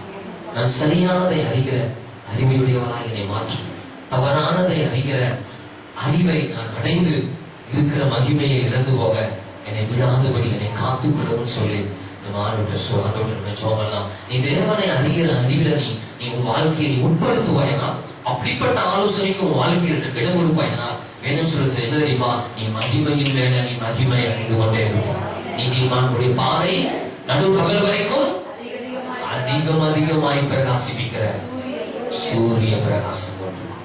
நான் சொல்றேன், போன வாரம் முழுவதும் உட்கார்ந்து தேவ சமூகத்துல அநேக காரியங்கள் இருக்குது. இது ஒரு புஸ்தகமா எழுத வேண்டும். அநேக சத்தியங்கள் இருக்குது, மெய்யான சத்தியம். இதை மறந்துடாதீங்க, இறுதியத்துல வைங்க, பத்திரப்படுத்துங்க. தயவு செஞ்சு இதை குறிச்சு நீங்க சிந்திங்க. படுக்கும் பொழுது நடக்கும் பொழுது இதை குறிச்சு பேசுங்க. அன்றுவரே, தவறானதை நான் அறியக்கூடாது, உண்மை அறிகிற அறிவில் என்னை நிலைநிறுத்தும் சொல்லுவோம். தேவனுடைய மகிமை இழக்கிறான், என்னை காத்துக்கொள்ள உதவி செய்யுங்க சொல்லி ஜெபம் பண்ணுவோம். கர்த்தர் நமக்கு உதவி செய்வார். உலகால் படி